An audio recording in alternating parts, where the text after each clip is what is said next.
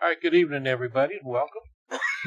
Today is Tuesday, December 2nd. The time is now 6 p.m., and the City of Williston City Council meeting has come to order. Ms. Wright, would you please call roll? Mayor Goodman, I'm here. Council President Hinds, she's absent. Vice President Cox. Here. Councilmember Jones. Here. Councilmember Martin. Here. Councilmember Riccio. City Manager Sue Beaudet. Here. Attorney Kiersten Ballou. Here. City Clerk Latricia Wright. I am here, and all other staff. Thank you. All right. Open in prayer and pledge of allegiance to the flag. Mayor Charles Goodman.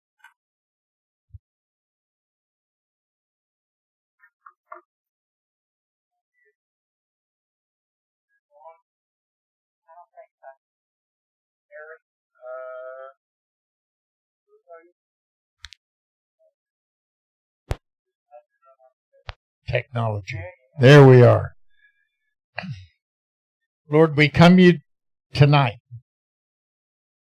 as a group of citizens gathering together to try to do the work of our city.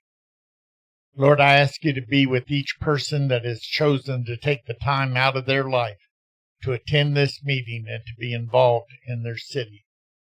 And Lord, especially I ask you to be as we enter into this holiday season with the fire department and the police department and all of the children, Lord, that will be there at that Christmas parade. Lord, we just ask that we have this holiday season without incident, without hurt, without anybody being seriously hurt. And I ask you to be with this council, Lord, to help them to get the wisdom that you would give them to make the best decisions for our community that they can. In your name, amen. I pledge allegiance to the flag of the United States of America and to the republic for which it stands, one nation, under God, indivisible, with liberty and justice for all. Thank you very much.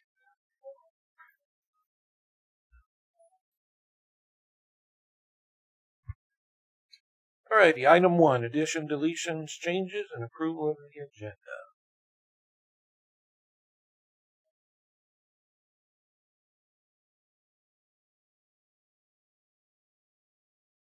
Hearing done, I would move that we approve the agenda as received. Second. Alright, we have a first.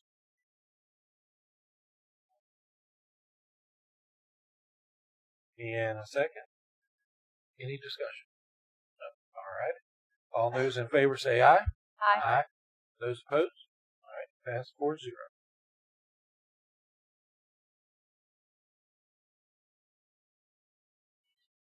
All right. Item 2, public participation. This is your first of 2 opportunities to address the council. At this time, anyone in the audience can come to the podium and speak for 5 minutes on any topic other than what is on the agenda tonight. Please state your name and residency. Just a reminder, the council does not have to. Yes, my name is Timothy Ecker, 225 6th Street. Got a couple questions. Last meeting I was here a couple weeks ago, I said Jonathan had a pay reduction, but my question is, did Donald get one? And if not, why not? Because I think he deserves a serious pay reduction more than anybody, really. And then another question I got, what's the city going to do about over here at Randy's over here when the drains and the awning is still tore up after a year later? I mean, that's some people's place of business. They already got a problem in the back with no parking lot. Wilkerson ain't been back there in 3 weeks. People losing money. And if I was them, I'd be really upset with the city not pushing the issue with whoever's in control of making these people put some irons through the fire, because, to be honest with you, Wilkerson, if it was costing him money, he'd be over here doing something to get it fixed. Because, I mean, it's not fair to the businesses to park on back side of the chain link fence. They're not gonna walk around to come get a haircut or go to the fabric place. You know what I'm saying? Or anything else. They wanna be convenient just like everybody else.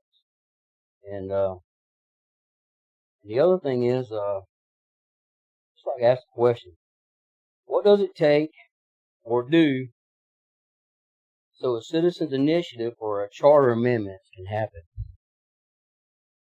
What does it take? I'm just kind of curious.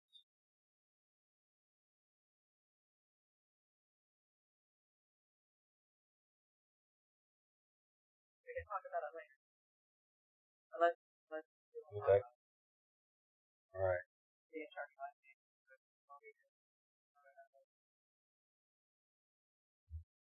Okay. Can I make an appointment to come up here and talk about it or something? Okay. Thank you.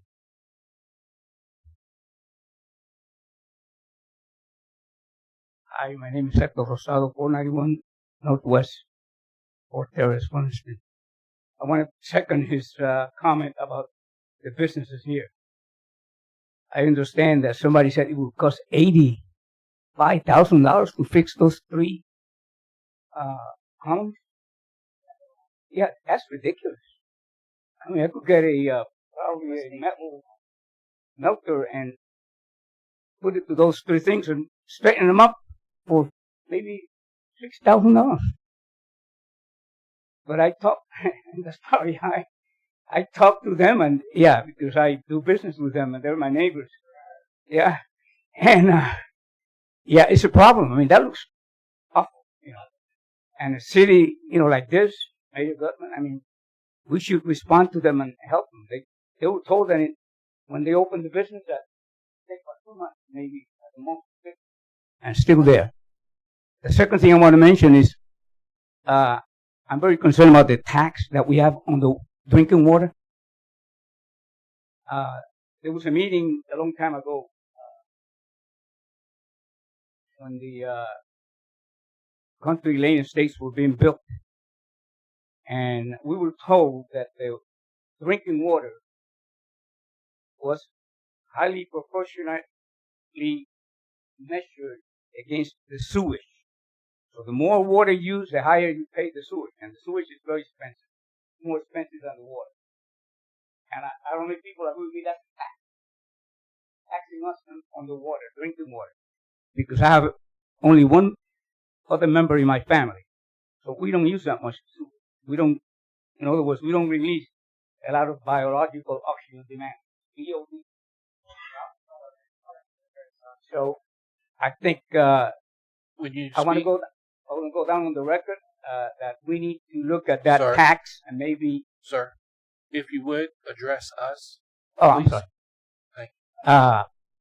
I would like for you to consider getting revenue from somewhere else other than from our drinking water, and don't tie the sewage cost to the drinking water.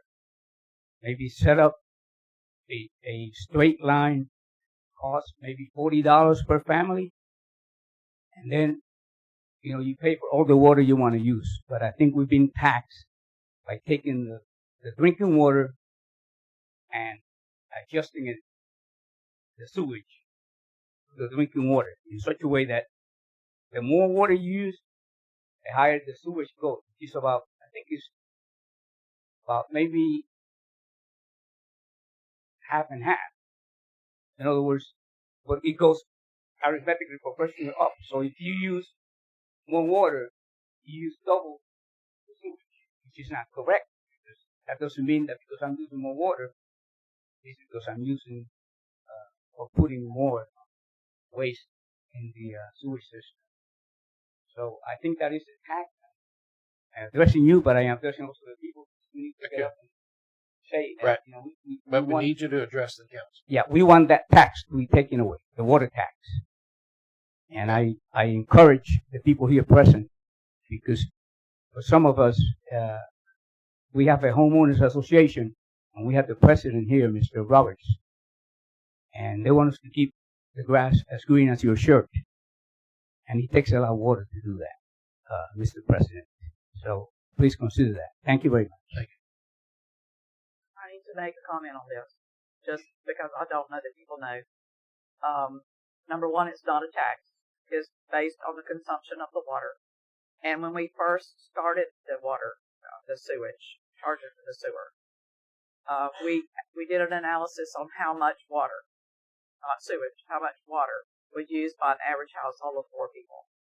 And it was based at 8,000 gallons of water a month. And we exempted the first 5,000 gallons of water in the sewage. So when you got your sewer, when you look at the usage, you're not getting billed for the first 5,000 gallons of water on the sewer. So you're not getting paid. You're not paying more. You're actually paying less than 5,000 gallons. Because we know that part of it does go in the ground or in a pool or somewhere on a sprinkler that's not down the drain and into the sewer system. So that first 5,000 gallons of water is exempted from the sewer charge. And it's been that way ever since we passed it, started charging it for sewer. Most people don't realize that, but that is the case. Yes, sir. Another option. You have to take this. You can get, for Country Lane Estates, you can get an irrigation meter that none of that water gets charged to the sewer. All you have to do is put in an irrigation meter, and you will only pay for the water. You will not pay for the sewer attached to that water. It is, I can't tell you the cost. You can get with the city, you can get with somebody that is more fluent in knowledge on that, but I did it years ago, and I have never regretted it. You should not be drinking the water from the irrigation meter, but it, with especially in a place that has homeowners association that wants to have their property kept well and good. I believe that Mr. Barber, at the time he was dealing with them, suggested to them that they put in irrigation meters, and they said no, they did not want the extra cost. So at the time of construction, that could have been done, but Lennar Homes decided they did not want to bear that cost and raise the price of their units. Okay?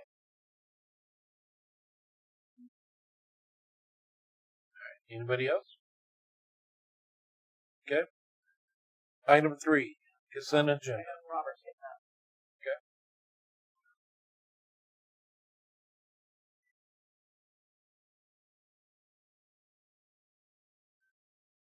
And please state your name. Where you're from. 500 Northwest Avenue. Who do I need to get a hold of in the city? I've identified a potential lethal issue. We had a water main break today. City fixed it. It was out there. But in the process, the water leak filled up the power box, not the streetlight junction box, the main power box in front of the house. And it filled every damn duct string all the way down and around the corner. So every one of our underground conduits for the electrical got water in it if it hadn't drained out. We have to figure out some way to plug that off where the water meter where busted water line doesn't fill that box. And that's what I thought it was a separate issue, but one mechanics out there fixing the water line told me, said, no, we opened it up because water was running out of it. Now that box was hot. The rest of them, I think, are dead because there's nothing to them other than the main power feed from the main transfer box. So you could have had a lot of sparkling water, as some of them call it. And that's in Country Lane. Country Lane. What address, sir? Or roughly what street? It was across the street from me, 500 North, probably 510 Northwest 5th Avenue. But it ran all the way down around the curve and was coming out through risers that don't have any electric in them yet. But it was also coming out at the bottom of the hill. It was coming out that splice box for the street lights. I mean, it was running out. It wasn't just trickling in. it was running a stream of water out into the street. So we need to see. I don't know who to talk to about it. Or Whole electric crew sitting here. okay, so we can maybe hook up afterwards. But that can be I mean, you can blow a transformer. You can do a lot of damage. You put sparkling water and electricity together, or water and electricity get sparkling water. All right, thank you. Can I I just want to sort of make a public service announcement that we, feel free to call up here anytime and report something dangerous, because I think that should be the first thing that happens. And 2, we now have a customer service form. Oh, good. Excellent. I figured. We have a customer service form that you can fill out as well, for anybody that has a concern. Obviously, emergency should just be an emergency call. But if it's something that's not an emergency, we now have a customer service form that you either go online or you call up here or come up here that you can actually physically fill out. You will get a copy of it. It gets submitted. So we're going to try and streamline the customer service process a little bit and get a little faster response. Probably have to come back up. Yeah.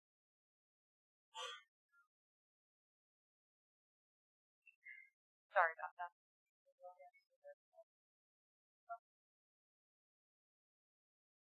Actually, it was called in Saturday, but I got a text this morning from Rob, the vice president of the HOA, asking about it because I got drawings of all of it. When I went out there to watch, that is when we found out that it was coming out of power boxes, and there's conduit riser broke off or a street light that might be repaired. But anyway, it looked like we had busted water lines. But when we started walking it down and getting up in there and looking, it was filling the electrical conduit and running down from one to up. So it ran up through every box and back down and down to the next box and up and down to the next box. Clear down the corner where it dead ended, and then it was running out of there pretty damn good. But it was called in Saturday, and they were out there this morning early. I mean, nobody knew, and I was out of town till yesterday afternoon, so I didn't find out about this morning. But Thank you. Anyway, Yeah. it was called in. Do we have any idea what caused the water main break?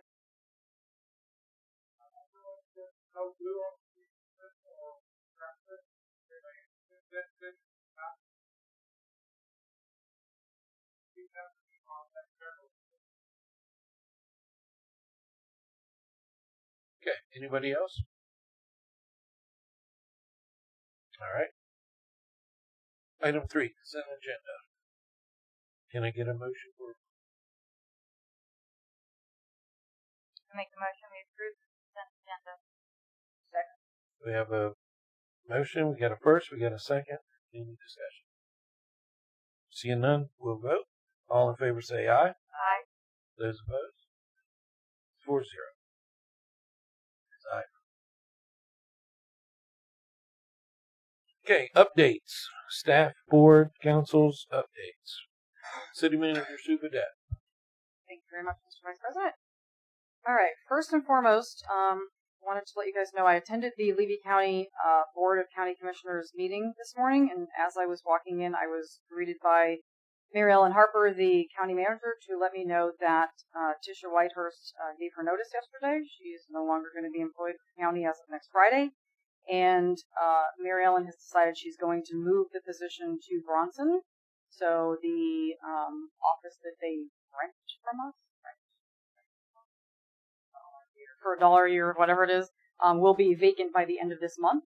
In the event that we want to put somebody out there, maybe the chamber. I think Latricia told me today that the chamber used to be out there, or CAA, or whatever we want to do. Like I said, that office will be vacant by the end of the year. So there you go. With the conference. So does they both positions to the council? Correct. You want everybody to be in Bronson. So it is. It is. So I just wanted to let you guys know to think about that, because like I said, by the end of this month, we'll have an empty building that we can do whatever we want with. And obviously we've been talking about needing office space in this building, so it's probably good timing. Second, this afternoon, I attended the Levy County workshop on future land use, which was very well attended. There were dozens and dozens of people there. Two things that we focused on was strengths, weaknesses, opportunities, and threats for Levy County. And again, this is specific to future land use. And then we did a exercise where we were all in different tables. They gave us a map, and we had to identify areas that we did not want growth in Levy County, areas that we thought we needed economic development in Levy County, areas that needed infrastructure in Levy County, and areas where we thought growth was coming in Levy County. So there was a lot of conversation. Probably one of the most interesting things I heard in the room today was I heard probably 3 or 4 times that people in Levy County do not want a hospital. That's the first time I've ever heard that. That was very interesting. So I don't know. I said, we used to have. Again, this is county people. These were not municipalities necessarily. But anyway, it was just an interesting conversation. So if anybody wants to attend, they're having the exact same workshop number 2 Monday evening at 6 o'clock in the cafeteria. So we'll be going over the exact same thing again. So all the meetings that they're doing are going to be duplicated. The third thing I wanted to mention is that I received an email yesterday from somebody representing Southeastern Grocers regarding Winn-Dixie's grand opening celebration on Saturday morning at 7:30 in the morning. 7:30 in the morning, nice and early. She would like to invite members of the council. She does want the mayor to attend and speak, if you can speak on Saturday morning. So I said that I would pass that along. And then last thing I wanted was to kind of end on a happy note. I received an email yesterday from a resident that I wanted to share with everybody. It says, "Good morning, Miss Beaudet. My name is R. Joseph Hatton, and my wife's name is Cecilia W. King. We are new to Williston except for a brief stay in 2008 through 2009.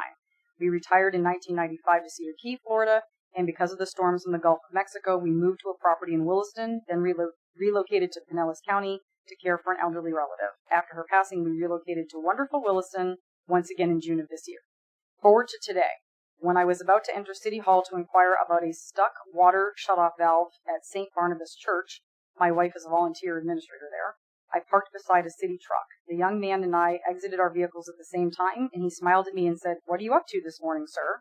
I informed him that I was attempting to accomplish. He then replied, "No need to go in, sir. I know where you're talking about, and I'll meet you there." I was immediately surprised. He got into his truck, and I followed him to the church property. We had enlisted the service of somebody to repair some leaky water valves. He removed a tool from the back of his truck and attempted to open the water valve to no avail. He then sourced a larger tool and quickly was able to open and close the valve for future access. I thanked him, and his social skills were unsurpassed to any municipal employee I encountered for some time. His actions, politeness, and delightful courteousness were unprecedented in a similar former transactions with any former municipal exchanges. We are so pleased to be a part of Williston and proud to call this our hometown. Folks like Nate, with his sincere mannerisms, are a tremendous asset to any municipality.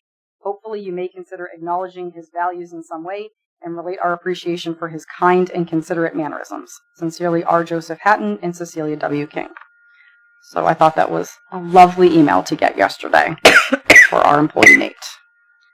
And that is everything one more thing. I just want to let you know that this afternoon I submitted the $500,000 EDA grant for the airport.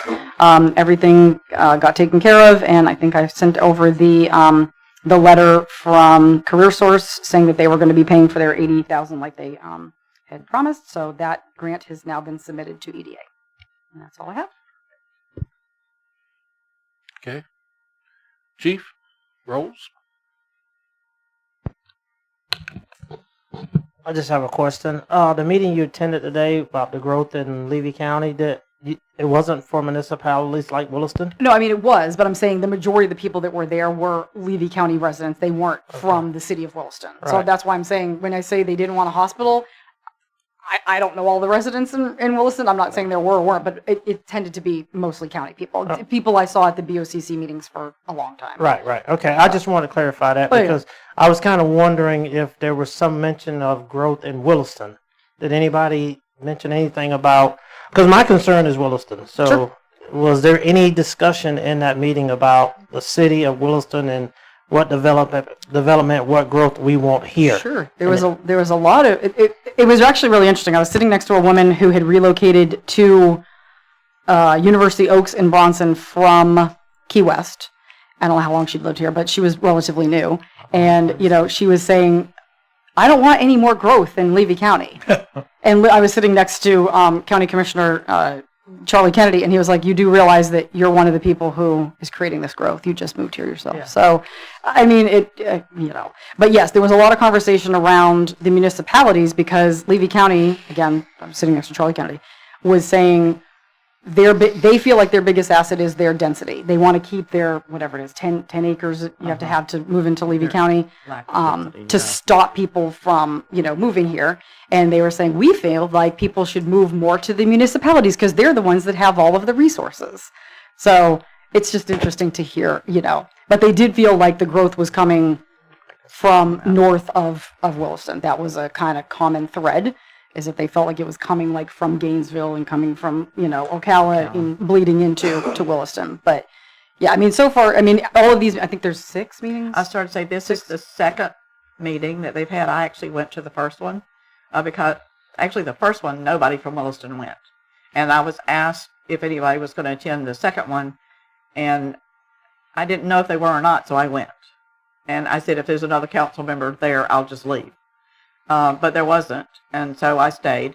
And we talked about GIS mapping of utilities and where they were and where they weren't. I think they've been to Williston since then and talked with Sue about that. Yep. I did represent Williston then and told them we had the water and sewer GIS mapped and been working on some of the others that Wright Pierce have been doing that for us. What they're doing is they're going through all the elements of their comp plan. That's what it is. And the future land use is just a kind of an overall thing, and then they're going to start through the individual elements of the comp plan. And all the meetings are at 1 o'clock in the afternoon, and nobody can really go at 1 o'clock in the afternoon. So I did ask if they could have one in the evening, and they have set this next one at 6 o'clock. So hopefully there'll be more people at that one who will put their 2 cents in. I think it's very beneficial, but yes, we definitely need to be represented there, or things are going to go. They talked about, when I was there, they talked about industrial lands, they talked about commercial lands, they talked about, they like Sue said, they don't want them in the county, they want them to move to the municipalities, because they don't want any more individual package sewer plants or water plants that when they get abandoned, they have to take them over. Because the 2 they are running right now are costing them an arm and a leg, and they really don't have anybody who knows how to run them. They've had to hire people who can run the 2 that have been abandoned at subdivisions. I think University Oaks is one of them that they've had to take over, and I can't remember where the second one is. The golf course in Chiefland? There you go. Yes, that's very true. I know people that live there. So they're not wanting to have their own water plants and sewer plants. They're wanting them to come close to Chiefland and whoever's got water and sewer. And they were very excited that we have gas. They're very excited that we have electric. I told them the electric can't go except in new places where there's no other development yet that we could get there. But the gas, and I reminded them how they did water and sewer with a grant from the county. And like a lot of the East Williston water and sewer that we have, they got the grant and they put it there and they deeded it to us. And I told them they were welcome to do that anytime they wanted to. Speaking just for me, not for the whole council, of course, but. Well, that's great news. That was my biggest question, was to ask if the city of Williston was mentioned. We need to be there every time. Yes. Somebody does. If we can get those dates out so the citizens can know what it is, so we can go, so their voices could be heard and they can represent us on what they feel we need in our city. I'm not against growing or annexation to make the city a little bit bigger. When we do that, I think it takes a lot of the strain off of our citizens that have been here currently, and it puts a little bit of that strain back on the ones that's moving here, which would solve a lot of our problems when we talk about finances and how we're going to do different things. In order to do that, we got to grow. We got to have revenue. We got to have tax base coming in. We've got to address our utilities and our waters and those things of that nature, so we can take some of that burden off of our citizens that are currently here. Right. The ones that are moving in should be the ones that are requiring more of our resources, and they should be the ones that's paying for it, not our citizens that are already here. Exactly. So I think if we start working in that direction, I think it'll make things a lot better for us. That's all I have. Okay. Chief Stegall? Well, good evening, everyone. So I took a little road trip today. Went up and spoke to the House Committee on the upcoming bill, or bills that are on property taxes. Where do I start? Thank you so much for being there on our behalf. Mr. Mayor, in your own words, we have nothing on smoke and mirrors. Nothing. Yeah, they got it all. They got it all. So we are amateurs.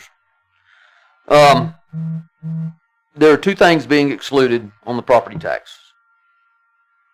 That's a carve out for the police department and a carve out for public education. Having said that, that doesn't mean you got to have a police department. That was stated today.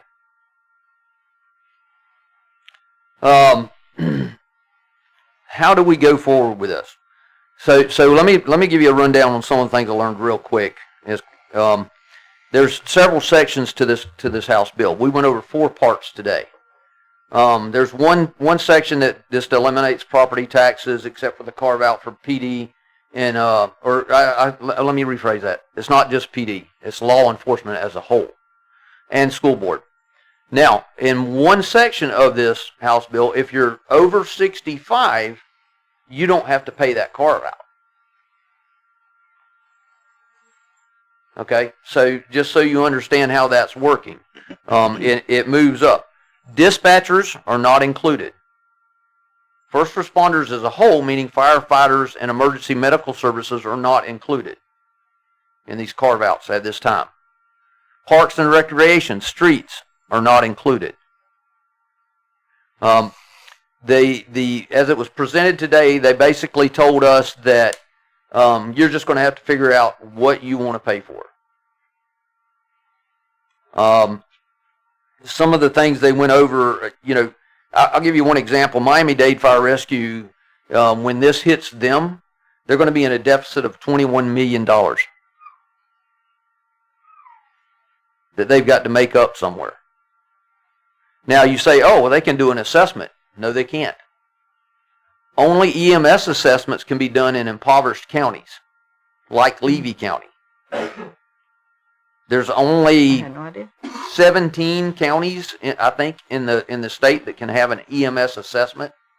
You can have a fire assessment. That's different. So today, a big question asking these people, how do we pay for this? And I mean, I can go on for a long time. Just to give you a heads up, our animal shelter, no property tax money. Can't use it. Where do you get the money for the animal shelter? Chief, excuse me. Did you say that the animal shelter is not taxable, but the fire department is? The fire department you can use the assessment for. The animal shelter, give me just a second. You can't use a property tax. If the bill passes. If the bill is passing. One way or another, it when will. You let the folks out of the asylum and tell them that they can vote to not have to pay a bill, they're going to vote not to pay a bill. It's just that simple. So we got into, how do we pay for this? That was a question that was asked over and over and over. Well, there's multiple ways you can pay for it. You can create an MSTU to pay for your parks and streets and animal shelters. What is that? A municipal services taxing unit. You can create those to pay for it. And that's what you're going to have to do. You can take your fire assessments and take them to the maximum to pay for your fire departments. You can take your EMS assessments and take them to the maximum and to pay for your EMS services, as long as you have an EMS assessment. Alachua County can't have one because they're not in the same boat that we are financially in Levy County. To give you an example of our Levy County EMS, currently $6 million of their $15 million EMS budget comes from property taxes. Wow. So all of us, will have to make up that $6 million. to keep the ambulances driving up and down the streets. So then if we go and we turn around and we say, okay, well, we can't afford to have a fire department. We're going to turn it over to the county. The county's going to turn around and implement their fire assessment inside your city limits. But now because they're trying to provide the same services that you are, that fire assessment that they're currently paying $337 a year for is now going to probably go to $600 or $700 a year. Yes, ma'am. And it doesn't matter how much money you make or how much property you own. If you make $10,000 a year, you'll pay the same amount. And somebody who has, or if you have a $100,000 home, you're going to pay exactly the same amount as somebody who has $1 million home. That is correct. Okay. That is correct. Now, another thing they said, well, you can put types of sales tax in place. And one of our representatives from Miami-Dade said, what, we're going to tax the people? I've looked at this. We're going to have to put a 30-cent per dollar sales tax to make up the deficit. So then we're hitting the most impoverished people in our communities because everybody has to pay the sales tax. If they go out and buy anything, they have to pay the sales tax. Now, nothing has passed yet, but it's coming. I would strongly advise the council to start looking at other ways to pay your bills. You know, there's no easy answers. I made the comment to them, if you're telling me to come in and raise the assessments, you're telling me to rob Peter to pay Paul. Because that's, and every one of them, they look like the little bobbleheads up there. Yep, that's what we're telling you. This is a political move from the get-go. Yeah. Everybody wants to go out and say, oh, look, we did away with property taxes. Yep. But they don't want to tell you how to pay for any of the services. It's going to be a wild ride, folks. It will, if it passes, which it's going to pass up in the House, it's going to pass in the House. It'll be on a referendum in November. And then it'll be a 1-minute implementation from there. But to give you a little more insight on the police department, I didn't get a chance to tell Mike everything outside earlier tonight. A little more insight. So we approve his budget for 26-27. Okay? Now he's got to have this budget to get it. We approve his budget for 26-27. It comes in and it goes through for 27-28. We don't have to give him any more. All we got to give him is what he got in 26-27. We just can't lower it. Unless we eliminate the police department, which there's no way we can do. But like I said, it does not pay for dispatchers. It does not pay for ambulances. It does not pay for firefighters on the carve-out. Now, that may change because there was that was a big discussion in there. But still, we've got to look at a way to pay for our streets, parks, infrastructure rebuilds. So I would strongly advise to start looking right now. You want to be ahead of the curve. The city of Trenton, to give you an example, the city of Trenton is closing down their police department and their fire department so they can pave roads because they know they won't get the property tax next year. And that's what... Well, February 1st is supposed to close the doors, is what I was told today. Okay. But they're reducing their staff so they can get the property tax money to do infrastructure rebuild in the city. It's going to be I strongly recommend you start looking at other ways to do what you need to do. Parks and Rec is going to be a big one. Animal control is going to be a big one. You know, if you have any questions, I'll be happy to answer them for you the best I can. I've given you a pretty brief rundown of what happened up there. It was raining when I left. It was raining when I come back. I was hoping for sunshine, but I didn't get any. Again, Lamar, I'd like to thank you and Jimmy for going up there and doing that on our behalf. Yes, ma'am. Yeah, thank you. They wanted representation from a small city, and they chose Williston. And we were happy to do it. Mr. Eckert?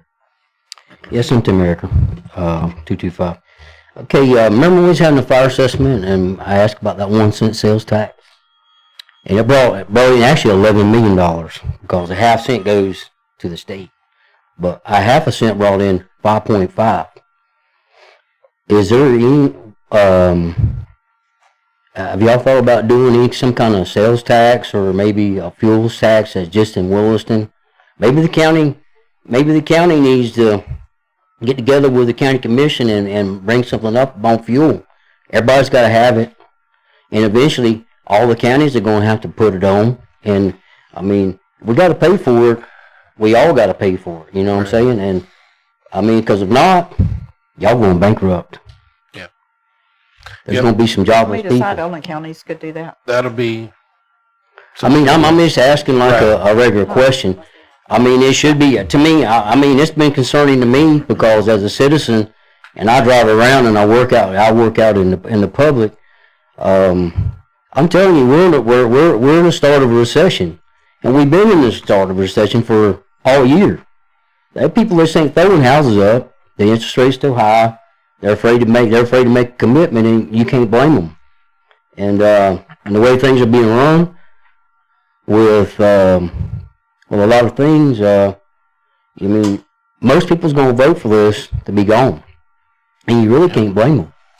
But I think some kind of fuel assessment and some kind of 1 cent sales tax or something, or 2 cent or whatever, something's going to happen to make this work, because otherwise there's going to be a whole lot of people out of work. Yep. I mean, just trying to ask a question. Thank you. I know the last time you brought this up, we looked it up, and we were told, and I didn't do the research myself, but we were told that only counties could do that, not cities. So that's why we can't do it. The county has to do it. And they do give us a portion for something, but we have no control over what they do. We could actually go to them and ask them to do it, I guess. But I just wanted to give y'all one more comment real quick, just to tell you what the atmosphere was like there. So there was the coalition of small counties was there. Lafayette, counties like that, counties with 10 to 15,000 people in them, right? Their comment was, well, if they've only got 15,000 people, maybe they don't need to be a county. I couldn't believe he said that. Wow. Total indifference. Wow. Who elected them? Mr. Stiegel, you got anything? Mr. Danny? Mr. Mills? Ms. Kim? No. No. Everybody? All right. All right, council. Yep.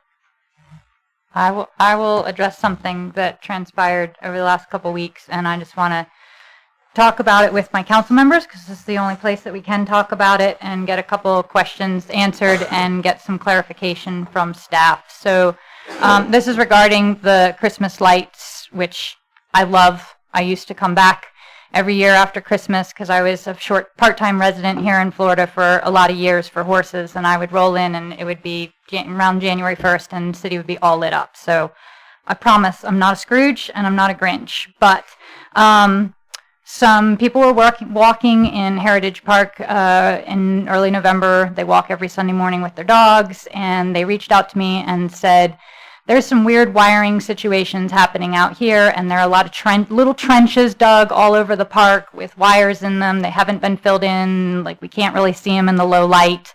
And I said, please send me some pictures. I really don't know what you're talking about, but I will ask and find out what's going on. I forwarded the pictures to Sue on November 16th, I think a Monday. She immediately forwarded those on to Jonathan for clarification of what was going on. She then was able to speak to Jonathan. My concern that I expressed in the email was that this was not to code and also just not a safe situation. And so Jonathan assured her that everything was to code, it was safe, told her that this is how we've been doing everything for many, many, many years. She conveyed that back to me. Jonathan then reached out to me a few days later, said he wanted to talk to me because I did ask in my second email that he give me an explanation of what I was looking at so that a resident, if they asked me what I was seeing, what they were seeing, I could give them an educated answer. And unfortunately, between me being out of town, holidays, we were not able to communicate. And I came back on Monday yesterday, and as I got out of my truck on the other side of the median in the parking lot over there and walked to the city hall, I encountered indoor electrical boxes that were lying in the dirt. One of them was actually shoved into a bush with electrical wires coming out of them, no GFCI outlet, ground fault, circuit. Thank you. There we go. Sorry, I know what it is. I'm just stuttering up here. And so I came in and said to Sue, I'm really concerned because it does not look like that is to code. So could you please just double and triple check that everything is safe? My main concern is the safety, obviously, of any of our residents, and God forbid we should start a fire or anything like that. So Sue said, I will talk to the building inspector or Mr. Miller and just make sure that everything is okay. And as it turns out, our building inspector was just outside the office when the meeting ended. I was not there for that. I was there for, just a regularly scheduled meeting, and we were able to look at it. And I would love for you to come and tell us what you saw, Mr. Stacks, if you are willing, and why there are concerns over what happened. And there have been a lot of half stories that have gone around, and I would just like to have Mr. Stacks tell us what he found and then ask a few questions. And if you guys have any questions about what happened as well. Okay, I found a code violation in pre-existing wiring system that's been used for many years. Not a failure, not a short, not that anyone was electrocuted, just a failure. Code violation, that's all I found. Okay. Can you tell me specifically what you found when I showed you what I saw? THHN wire exposed in an interior box. And there wasn't just one. There were multiples of them. Yeah. And your instructions were they needed to be removed immediately. Yes. Like we were standing out there and you said the power needs to be killed immediately. And they were removed immediately because it was a safety issue. Yes. And I would like to state that this is not public comment time, so I appreciate your concerns, but public comment time has passed. At the end of the meeting, you can get up and address this because we're almost at an hour and we haven't even gotten to the agenda yet. We can talk to this issue when we get there. Any public person can talk to an issue. Okay. We just can't cut them off. Yeah. I just can't talk right now until we're ready. Yeah. So I guess my concern is, and the reason that I'm concerned is that, it comes back to a couple meetings ago, we talked to the staff here as a council and said no more not to code structures inside anywhere, that everything needs to be done by the book and everything needs to be done safely and correctly, both to protect the residents, to protect employees, and to protect the city from liability. Somebody could have gotten shocked on those boxes, I'm assuming. If a kid came up and stuck a penny in it, or somebody left on the dais here a Google, I don't know who this is, but equipment. This is just a Google search. Only use approved, UL listed, or labeled lighting and wiring. Was the wiring correct? No. Okay. Daisy chaining or plugging one relocatable power tap into another is not allowed. They must be plugged directly into a permanently installed receptacle. You have some latitude in 590 and the NEC on holiday lighting. Mm-hmm. You do have some room in that, but the THHN was a violation. It had to be changed. Yeah. Extension cords and taps cannot be installed where they could be subject to environmental or physical damage. These wires were dug in about 1.5 inches. They were dangling through shrubbery. Is that an issue? Yes. Yeah. So, we have a lot of unsafe issues. And I guess my concern that I'm addressing here with you guys is we have been told over and over, thank you. They may have other questions, but I appreciate your time. That we have been told I have been told over and over again in the last 24 hours, well, this is just how we've done it for the last 20 years. This is just how we've done it. And I don't feel comfortable with us not doing things correctly simply because that's how we've done it for 20 years. I'm not okay with that as a standard. I was asked, how could you do this? Well, how could I not bring this to somebody's attention? How could I walk by that knowing as little that I know about electricity? I know you don't take an indoor receptacle and half bury it in sand where the public is going to be walking across it and potentially, again, the wires were dug in this much. It wouldn't take 2 seconds for somebody to accidentally yank all that up, jerk things apart, and for there to be a real scene. And I just think that our standards need to be raised, and I'm frustrated by the fact that the defense of this was not, oh my gosh, I'm really sorry, a mistake was made, we will rectify it immediately. The defense was, this is how we've been doing it for 20 years. And I just personally feel like that is not acceptable to have that be our defense. I work in an industry, Chief Rolls works in an industry, Latricia works in an industry, all of us, Mayor did, I'm sure many of you that I don't even know about, we are governed by bylaws and rules and regulations that say this is the way you have to do things. And if I say, well, 20 years ago I did it like this, so it's got to be good enough now, I will get banned from my industry. I will not be able. And same thing, Chief can't go around saying, I'm sorry, 20 years ago I followed these laws, and so that's how it's going to be today. We've got to be up to date. We have got to be responsible for knowing what is correct and doing it right and making sure that we dot our I's and cross our T's and not just say this is, and now here we are, 4 days from Light Up Williston. It's a big kerfuffle. I'm sure it will get sorted out because Mr. Stacks has given us some advice on how we can move this along quickly. And, I appreciate that, and I appreciate his wisdom in this situation, but I just think that this is the opportunity to say yet again, which we said 2 meetings ago, that it's not acceptable to do things not to code. It's not acceptable to do things the way we did it 20 years ago. It's just, we're going to get sued. Somebody's going to get hurt. We're already facing probably an economic catastrophe coming. We don't need liability created by our own doing. And people are going to make mistakes. I get that. I'm going to make mistakes. But I'm not going to fall back on, well, 10 years ago, I was okay, so why wouldn't it be okay now? My first comment is nobody told anybody about this. We had to hear it through the grapevine. I'm really ticked about that. None of us knew this except through the grapevine. Nobody called to say anything. Nobody sent an email. To me, it's a catastrophe. You're right. It's 4 days to Light Up Williston. That in itself is unacceptable on my part. It says right here, temporary holiday lighting up to 90 days. You can have a little different set of rules. And you're reading from it, but you're not reading all of it. You're reading the cherry pick. I was reading. It's my turn now. Yep. I was reading the part that was not to code. That's all. You cherry picked the parts that you wanted. I'm told that they are all on a GFI, that they are all on a breaker. So there will not be a fire. If that's not right, please tell me. They're on GFI. GFI is operating as it should. It should trip. And that's exactly what it says here. Yes, it needs to be up to code. Yes, they need to be different receptacles. But we're here now, tonight, that we do know about it, to try to figure out how to fix it so we can have Light Up Williston. Not to say we're not going to have it, which is what I'm hearing. And that's not acceptable. I mean, we're here, we do this. We don't do it. The chamber pretty much does it. I mean, the parade is theirs, and the Light Up Williston is ours, and the Winter Wonderland is theirs. So it's kind of an evolved event. They don't even know about it.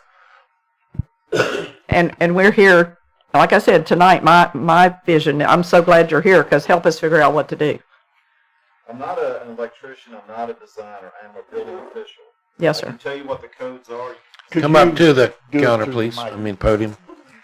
I'm the building official. I'm not an electrician, I'm not an electrical engineer, I'm not allowed to design electrical. Yes, sir. You present to me your design, and I can tell you if it's code compliant. And I understand part of the problem is finding all the receptacles that we need. I've been working with Mike and Jonathan. I think we have ideas. I think it's going to be fine. I hope so. And what I said was just get 3 blocks done. You don't have to worry about every receptacle in the entire city. that's not up to code, if there are others, just do 3 blocks at least. So Everything has to be per the code and safe. And, now that I'm exposed to code violations, it's all going to be per the code. Yeah. For the National Electrical Code 2020. Thank you. It could have been done without him in the middle of it. Jonathan's got his mic on. Hang on. Jonathan? So we've had we've had multiple conversations back and forth. We came up with a game plan. So far, Mike Stacks absolutely will speak for on his behalf for what he wants to say. But we've come up with a plan. We're good. We've we pre-ordered all the supplies we need with the anticipation that y'all will give us the permission tonight. If you don't, we'll cancel the order. I haven't spent any money. I haven't broke any violations. I haven't done anything wrong. But I wanted to get them ordered, not wait another 24 hours to then order them, to then try to find stock, to then get them in-house. If tonight we're granted permission to go ahead and purchase those and get them here, 100% here, we should make our deadline. It's not going to be pretty, but we'll make our deadline. And we essentially need them to make the park functional for every event. Absolutely. Not just this one. Absolutely. This one's just the one that's in our face at the moment. Absolutely. Yeah. So and I agree, we do want it to be safe. I just don't know that the deadline is so pressing that we couldn't have handled it another way. If we get permission tonight, you have a 99% chance we'll make the deadline. And I just want to say, I brought this up November 15th. There has been 2 full weeks that this could have been dealt with, and it was not dealt with. So the fact that this is pressing is not because I walked from my truck to the building yesterday. The fact that this is pressing is because it wasn't brought to code when it was brought up. You said yourself that you were out of pocket and you didn't see it, and it was a holiday, and we all know where Mr. Bishop has been. I understand that, and he needs to then delegate somebody to make sure when this is brought to your attention by a resident and somebody says this appears to be not safe, and we are assured that it is. We were assured that it was to code. That was the question that I asked prior to Thanksgiving. It was asked and answered somewhere between November 15th and 17th that we were to code. And yes, I did circle the things that were not to code.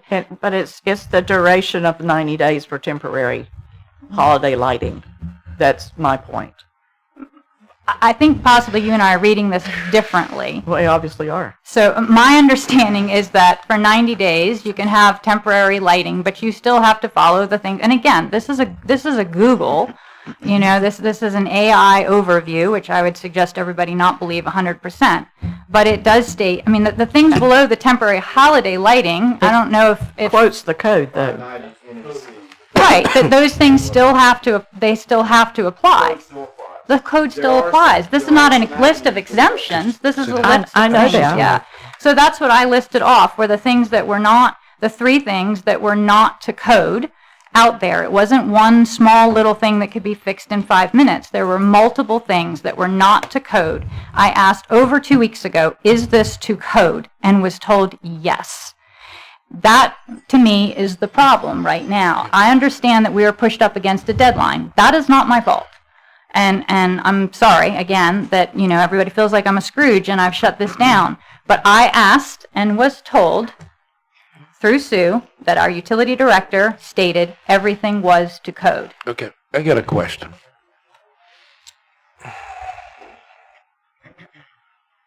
Two weeks ago, when we had a meeting, you didn't bring it up.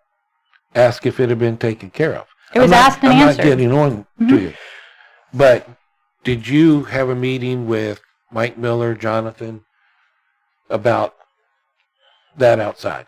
No, I emailed the city manager, which is the chain of command.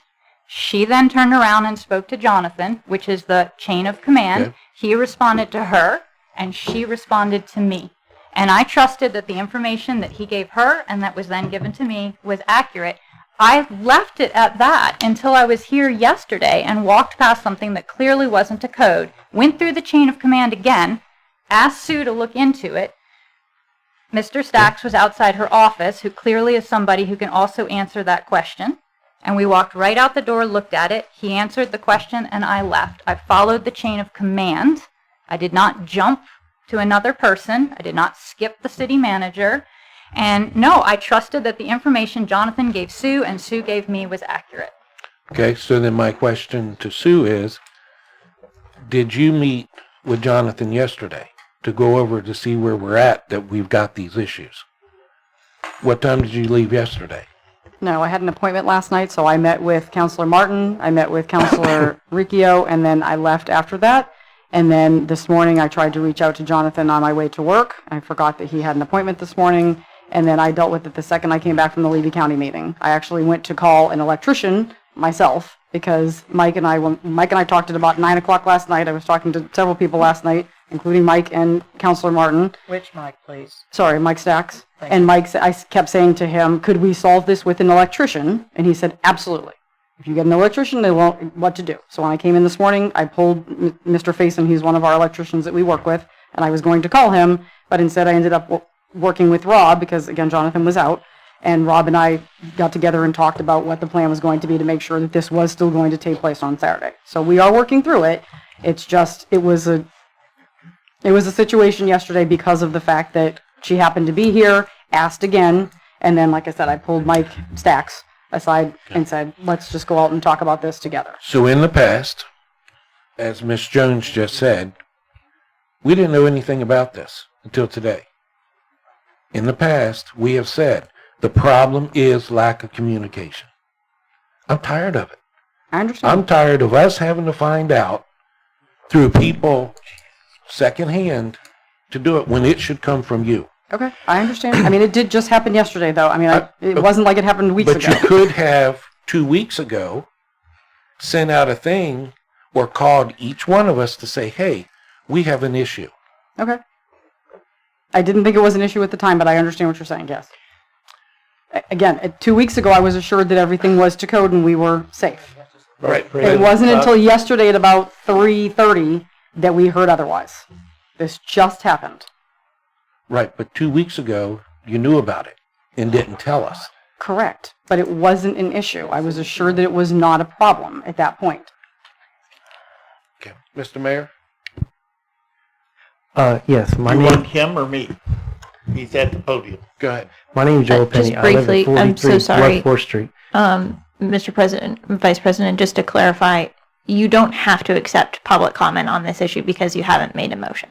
So you can choose to. I'm just clarifying that you are not, only if you have a motion are you required to. Okay, thank you.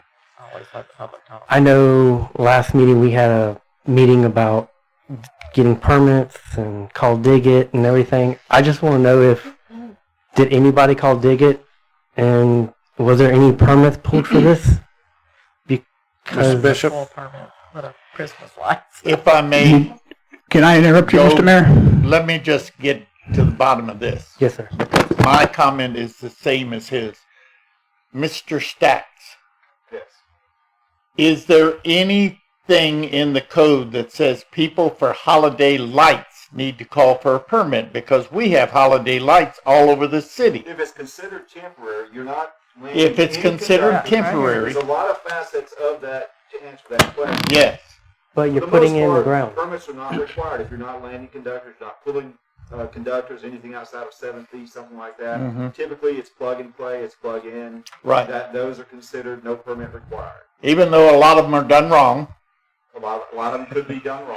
But my point is a that. violation, not a failure. Right. Not a failure. It's That's important to say. simply a violation is all we have here. A violation. We have a violation, could have happened to anybody. No permit is required to do this. Right. So while I appreciate Councilor Martin's diligence, and I think I agree with you, we need to fix it. But there's no mechanism per code in place for an inspector to go out and inspect temporary wiring. It is up to our staff to do it correctly. I don't think that's what the inspector is saying. Correct me if I'm wrong, but if there is a code violation in the way that the wiring is installed, it needs to be fixed so that it is no longer a violation. And if it's buried in the ground, it has to have. Am I understanding you? If I'm exposed exposed to a violation, it has to be. You get a permit to put up your Christmas lights? There's a difference between a permit and a code I know, but violation. he's saying it needs a permit, and I told him he didn't need a permit. Okay. My question is Talking to him. every time that anybody's ever put any electricity in the ground, you have to dig and it has to ask for a permit. I mean, am I right? It's temporary. Am I right though? It's If you dig anywhere, Let me you have read to- this. Can I read this? Mr. Stack? To say that you have to have a permit to dig in the ground, no. I mean, you can dig in your backyard if you choose to. I'm not gonna, I'm not gonna ask you for a permit to bury your dog or something like that. So to say that every time you dig you need a permit, I don't think it's a correct statement. Okay. Mr. Bishop? You do not need a permit until somebody from the outside entity comes in and makes a complaint, and the building inspector proves there's a violation of some flavor. At that point, yes, you have to get it back up in code. But even then, you don't technically have to have a permit. Right. If you're going to make it permanent, yes, ma'am, yes, sir, yes, we have to have a permit. We're doing a 90-day clause. We're doing a 21-day clause if we want to get technical. And they're going to be on at the break of dawn, and they're going to go off at break of daylight, or break of daylight and break of dawn. That's the only time they're on. And if you read the code, there's a conversation about that whole thing, daylight hours, when are you going to use it? Do you have a pre-scheduled maintenance program? Do you have a pre-scheduled lighting program? Absolutely. So outside of the box is outside, which I absolutely have no issue taking the fall for that. We didn't do anything wrong. There is no permit. We don't have to have a permit. I don't have to ask Mike's permission. If you ask me, do I ask Mike's permission? I talk to Mike a lot because it's the right thing to do. On Christmas lights, we don't need to. But they do have to be wired together safely. I already said there was a violation, and that's on me. And he said he said it's very important to say that there's a violation, but there's no fault. Correct. And I'm not trying to skirt around that. What I'm saying, though, there is no permission slips, there is no fee, there is no 811. Yeah, and I understand. I think. And earlier, when it was correct, when somebody made the comment, there was wires in the bushes. In the code, there is absolutely allowed to have wires in the bushes. You are allowed to have them on there. You're allowed to tie them to tree limbs. If not, nobody would ever tie a tree to a bush, a flower, or a fence. I am not talking about Christmas lights in the bushes. I'm not either. I'm talking about the extension cords. It's in the code. You are allowed to do that. You're allowed to have an interior electric box. I didn't say that.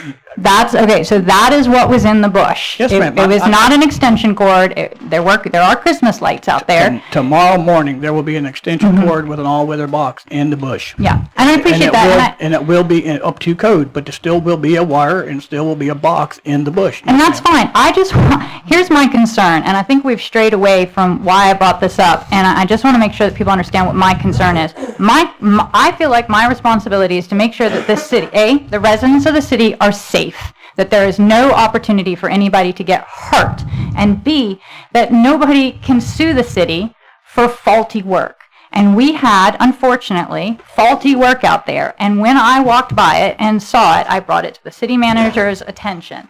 My issue is that I asked about this 2 weeks ago and was told everything was perfectly to code and it was perfectly safe. That was not, in fact, true. And I understand that there are mistakes that happen, and I appreciate that. We all make mistakes. But are you comfortable proceeding ahead with Light Up Williston, even though there is something that is potentially dangerous and potentially could cause liable damage to the city of Williston if we get sued? Are you okay with that? I mean, if you are, that's fine. Let me know. I will drop this, because that's what I've been told. So you're comfortable with that? With the changes they're making, I'm comfortable with it. But prior to that, because they're obviously bringing it up to code now. I'll tell you the same thing. It's been that way for 28 years. So you're comfortable with it being not right just I know because that we've nothing's done happened it? in 28 years. Oh, wow. Okay. I'll just say it that way. Okay. I'm not comfortable with that. I suspect And our what lawyer I've been trying to read for the last 15 minutes, the National Electric Code, Section 590.3b, permits temporary electrical installations for holiday decorative lighting and similar purposes for a period not to exceed 90 days. And you come to my front yard, you're going to find the same thing. One extension cord off of another one, Mr. Bishop. and a bush and a box in the middle of the yard. So what I would like to say is right now we're at $6,000, not to exceed $8,000. I would like for you to give me permission to spend $8,000 when this is all over and done with, and you will have a final Light Up Williston. It'll go off hopefully perfectly. We will, in July, before July, I'm going to come back and ask you for another $9,000 so I can get the Williston Horseman's Park up to code, because if this is going to fail, that's going to fail, and I need another 9 to 12 for the Horseman's Park, because obviously we can't do Horseman's Park illegal if we can't do Light Up Williston illegal. So just to be prepared here real soon, I'm going to come back and ask for another 9 to 12 for Light Up Williston, because none of those outlets are out there are legal. Benton, please correct me if I'm wrong. I can't. Where the hell did he go? We'll ask him when he gets back. But I don't believe the contract we have can force us to make them updo their lights. But since we have to get insurance on that park for that said week that we're out there, we have to make sure it's up to date. So I need another 9 to 12 for 4th of July also. All right, let's get through this one. We'll talk about it. If we're going to have this conversation and this is going to happen, we might as well talk about it now. And no, we'll come back on that one right after first of the year. You agree to allow me to inspect everything, so everything's going to Thank you. inspect everything. So- all the upgrade work so- he's gonna do, I'm gonna- If y'all have a plan, I'm good with that. He's 100% right. I called him whatever time it was last night. We scheduled at 8 a.m., possibly postponed off to 4 p.m. Friday for an inspection to make sure that I can't do anything wrong. Perfect. All right. Thank you, Mr. Bishop. Okay. So do we need a? Quickly, please? Sure. I would just like to say that I think we got lost here on what the real issue was with this debate, was the fact that when the utility director and certain other people were questioned if it was up to code, multiple people were told that it was up to code. That was 2 weeks ago. So there's no need to bring it up more when you were told by people that it was up to code, only to find out that that person lied. So I think that's the bigger issue than the fact that perhaps Debra and Mike weren't notified of something that the city manager and people. Were you notified? Can I please finish? Were you Can I please finish? No, Because it is my time to talk. Let's take a break. Do not interrupt me. We are not going to have this. Nobody interrupts you when you flap your mouth with a bunch of crap. So please do not interrupt me while I am talking. 5-minute break. Mike? Arrest me, please. We're in recess for 5 minutes. Thank you.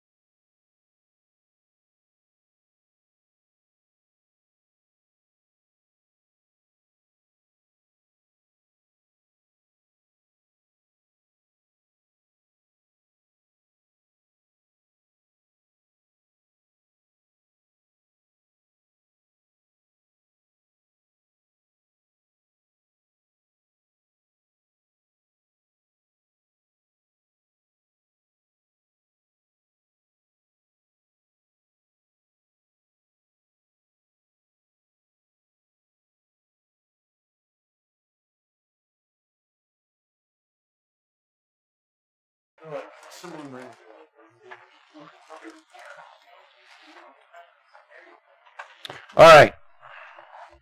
The time is now 7:20. This meeting is back in order.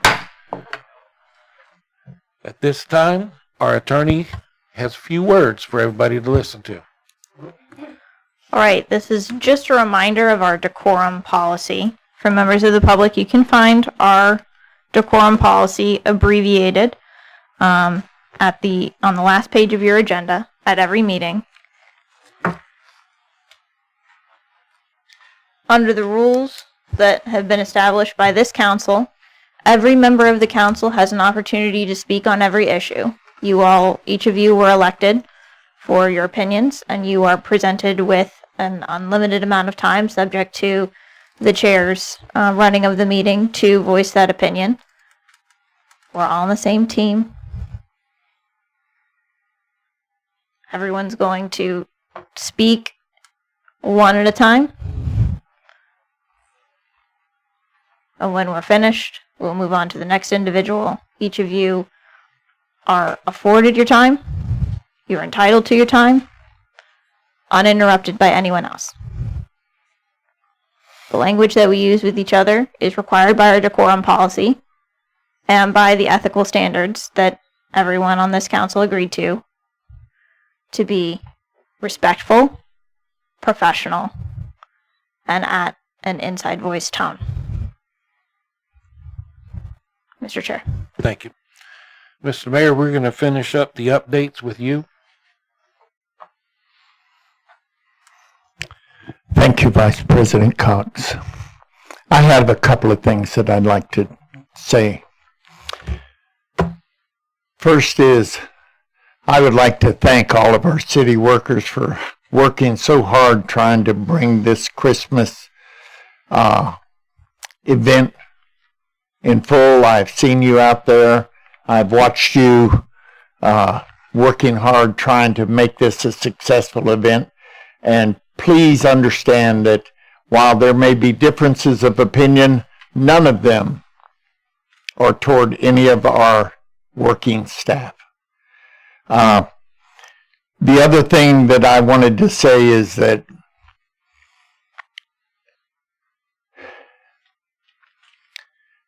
there are times when the people that are in charge don't behave in the way that they should. And I am as guilty as anybody. It is imperative for us to try to control ourselves, to be able to, as the attorney says, to be able to disagree without calling names. It is absolutely imperative. So the rest of you understand that while we may make mistakes, we're just like you, we're people, and I apologize for the things that you just witnessed from this council, and we hope to do better in the future. But the workers, the people that are out there preparing for this Christmas event, your work has been exemplary, and you have done a wonderful job, and I want to go on record as saying I personally appreciate all the hard work. Thank you. Thank you, Mr. Mayor. All right, item 5, new business. A, discussion with possible action, presentation of interactive sundial. Please forgive me if I'm saying your name wrong. Ornan? Masonic Lodge. Michael Trickle. Okay. Come up to the podium, sir.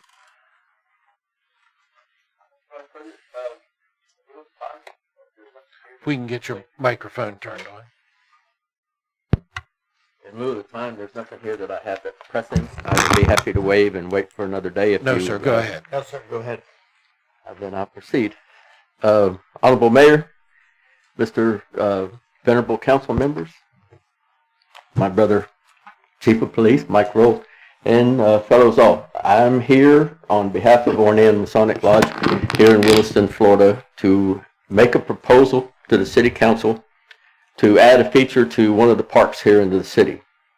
Specifically, what we call an interactive sundial. Now, I can bring up some slides and some movies and show you if you want to learn a little bit about what this all entails, or I can just run right quick to the end of it and tell you what we'd like to do. So if I could have the video, please. Unfortunately, the video is not going to play. Okay. There's an issue. I'll do my best to explain it. Okay. So, first of all, let me just talk a little bit about sundials. My background is shipping. I'm a celestial navigator, and celestial navigators use the sun a lot. So once you learn the capability of what's happened with the sun, and you can learn to do amazing things of it. And because of the most important part of celestial navigation is timekeeping. Without it, you have nothing, literally. No matter how smart you are with planets and stars and everything else, time is the quintessential piece. So learning that, I became obsessed with time and timepieces in general. So when you put a sundial into your garden, usually you bought it at Walmart or something like that, and you set it down there, and you go out there and you look at it, and it never is telling you the time. And after a while, you get completely disinterested because it's just an ornament in the garden. The reason is because when you have a fixed shadow casting element, it's at the mercy of the sun, not at the mercy of your watch. So basically, when the sun comes at culmination right over your head and passes your line of longitude, and now it's going down, that's your high noon, and that's what it's going to tell you, is that the sun's at culmination, but it's not going to tell you what's on your watch. Okay? The reason being is mean time.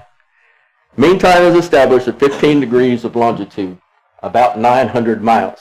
So when you get up north of Tallahassee on I-10 and you're headed west and you hit that central time zone, you got another 900 miles to drive before you're going to get to mountain time zone. Okay? That's how far it travels, and everybody in that zone is on the same time. Problem is the sun crosses into the zone there in Tallahassee, and it's moving constantly. But the guy that's standing on the line in Tallahassee is going to have the same time as the guy that's standing on the line on the other side, the west end of that time zone. You have to account for this somewhere. So what we've done is we found a way to rig the sundial, so to speak, that you can actually read your watch and tell the time. And it's called an interactive sundial. So what it all entails is the sun moves through the sky, and in the meantime it can be as much as 16 minutes shy or 16 minutes in advance. In other words, sometimes you'll be looking at your watch at 12 o'clock and the sun hadn't crossed your meridian yet. And then 16 minutes later, the sun will hit culmination, which is high noon. Other times, you'll hit high noon and it's still 16 minutes to 12. So you're trying to make up for that variation. The solve is to create a pattern on the ground, and you see it up on your screens there if you want to take a look at it. The central part of that, in the middle, you'll see that there's date markers on there. How this works is you as a person would go out and stand on that date marker. It can be a stone, it can be an etched in the concrete, it can be painted on concrete, it can come in any forms or fashion.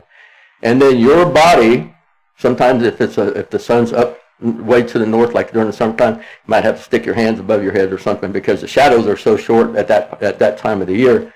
But when you stand there, you literally can follow your shadow out and look at your watch, and you're reading the time on your watch. And it works all year long. So we have the ability to do this here as Masons. We can make these calculations and lay out the grids and everything to make this work in the park, anywhere that you choose. And we have the material to do it with, and we have the manpower. What we would like to do is for possibly to get a place in one of the parks and let us put it in for you. We'll do the labor, we'll do the work. There's nothing to trip over, there's no wires in the ground, it's just stones. There's no lights, and it's like a memorial garden. It lays flat, you can mow across it, there's literally nothing dangerous about it. And I can tell you, if you have these features, if you go to number 2, please, yeah. All right, this is, if you look at that, this is the most fundamental element that you would have it in a park. This would be the simplest version of it.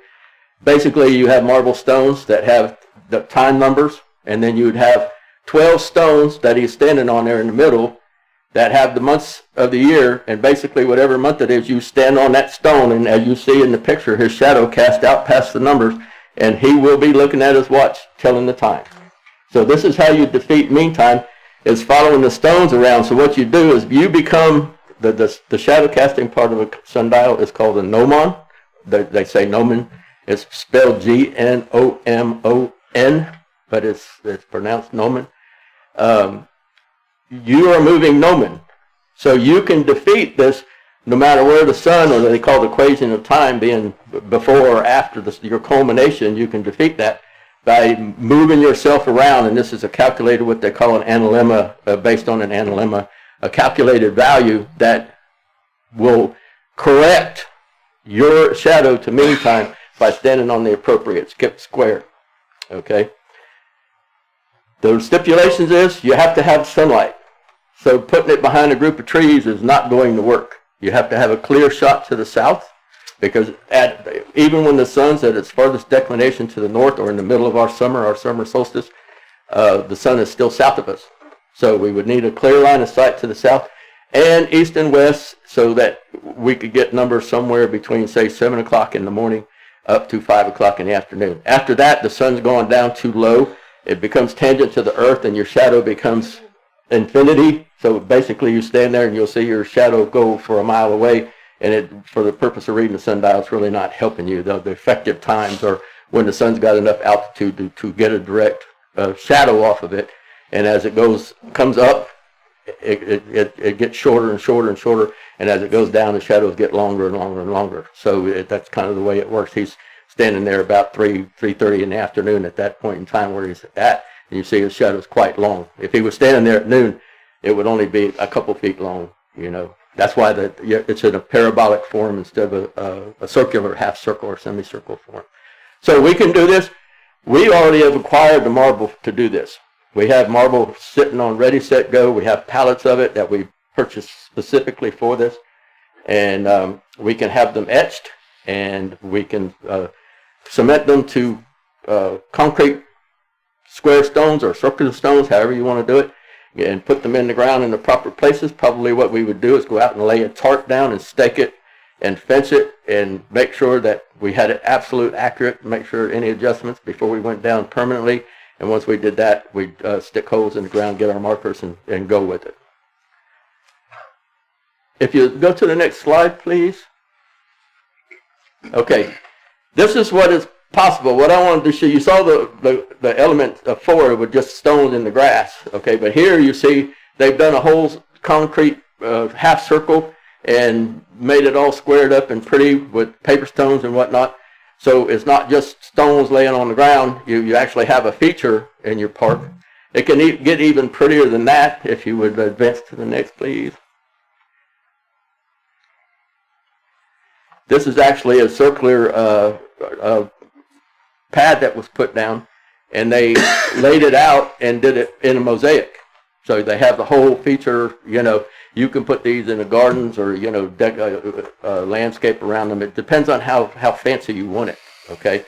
Now, we would work with you if you wanted to do something like this, and we could still lay out the elements just like they are.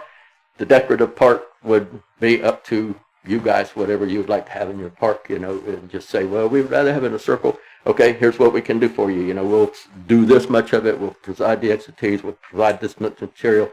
But as far as laying concrete and things like that, we could probably help with that, but we could work something out on it, you know. So, up to now, are there any questions about that? No? I've always found sundials to be fascinating. They are. Mr. Mayor? I can promise you, if you do this, you will see people all the time over there, just because you can't believe it's working. It's really cool. Mayor? I just want to encourage the council to consider this in a positive vein, because too often our society depends on technology, and this would give a chance to expose the younger members of our technology to something that you don't have to have a watch to do, and it can show them that there are other ways other than having a iPad to do things. And I think this is a wonderful idea. I wish that you were going to do the bricks inside of it, but I think that I'd worry about just the stones. Will they be cemented down to something, or can kids just pick them up and go off with them? They would be down like paper stones. They would go down level to the ground. Yes. And would they not be attached to anything? Not a piece of concrete in the ground that you glue them to stop people from moving them or taking them? It would be the depth of a paper stone, just like you'd have in your driveway. Okay, so there, again, I'm going to say it. In the driveway, there are many stones around it. So it's very difficult to remove them. Yeah. But if we just have stones out there on the ground, if we dig a post, if you dig a post hole and you pour some saccharine in it and you make a concrete pad where you're going to do it, and then you glue these stones to the pad, they become more or less permanent. Otherwise, children could go out there and move those things all over the place. Someone could say, oh man, I'd like to have one of those from their garden, and take it away, and we have a constant maintenance problem. So that's why I'm asking you, is it possible if you do this to get a couple of bags of saccharine and put them in the ground and glue these stones to that saccharine to make them much more difficult for the children to move? We're prepared to do whatever it takes for the city. That is my solution to it.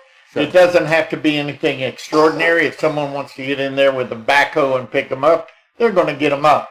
But something to stop the children from wanting to pick them up and move them plain. Because if it's just a paper, they're going to get moved. It's just a matter of when. Okay, thank you. That's all I had. Mr. Bishop? Thank you, Master. Yes, sir. I'd like to remind the council that Mason's Lodge came here January 22nd, 1890, and they've been a vital part of our community ever since. Okay, wow. We had spoke at that lunch and learn, me and you, about this. Mm-hmm. Fantastic. He's got some beautiful ideas. He's got more than one idea. My word probably doesn't mean a lot today, but I'd be honored to help him move this forward and have that in our park. Okay. And thank you. Just for the record, we're also brothers. You probably don't know that, though. I do. Yep. Ms. Jones? I just want to ask the size of it. Is it 20 feet, 24 feet? Actually, if you, out at the Peanut Festival, we set one up on a canvas, and we would roped it off and staked it down and let the kids come out and use it and see how it works. We've had it at the last two Peanut Festivals. It's very popular. The kids are all, And what is the size? We got that on a 20 by 15 canvas. Okay. But now we can go bigger. Oh, no, I just wondered what the standard size was. Yeah. If we're looking for a space, we have to know how big it is. Mm-hmm. Do you have a space in mind? I do. A couple of them, yeah, here in Heritage Park. But I didn't know if there was some other parks that you would prefer to have it in first. But yes, there's two places in Heritage Park that would work very well. Heritage Park is where we have our Peanut Festival. Yeah, it gets kind of full. But it would be an ideal place for the children. You did it on a mat during the Peanut Festival. Yes. So clearly there is a place in there that the Peanut Festival doesn't affect, and that's what I'm trying to ask you about. So you have done this in the park. You know where you were able to do it and not affect the Peanut Festival, and you could convey that to the staff and to the managers of the city. Yes. Okay, that's it. Thank you. Mr. Bishop? I will tell you right off the top of my head, if you just said go pick a place, you can have it. Right here by the pavilion, you got the two Christmas trees on either side of it, one north and one south. The north side, about where that Christmas tree is, would be an ideal spot. And that's based on how many trees are not up in the air, and you don't have to worry about somebody growing a tree and sticking it in your way at some future point in time, and now your sundial's no good because you got this tree up there, and so to prevent encroachment, that would be an ideal spot. Yes, ma'am? I would say, too, this area where the big tree is over here, the artificial tree that we just put up, that is a big open green space that people don't use for festival areas. There's also a really nice space near the racquetball court in John Henry Park. And children go there a lot. It's the children's park. Mr. Bishop? Just John Henry is absolutely an option. Depends on what we're going to do in the future, but yes, absolutely that is an option. My thoughts was just this side of the horse, probably close to 100 foot, because there's zero sight line of anything as far as shadows were concerned. And I also concur on the Christmas tree. The Christmas tree side, there is a little bit of tree issue that could be had there, far as your shadows are concerned, but it could work. And that's where my two spots would be. Yeah. But John Henry is definitely an option, absolutely.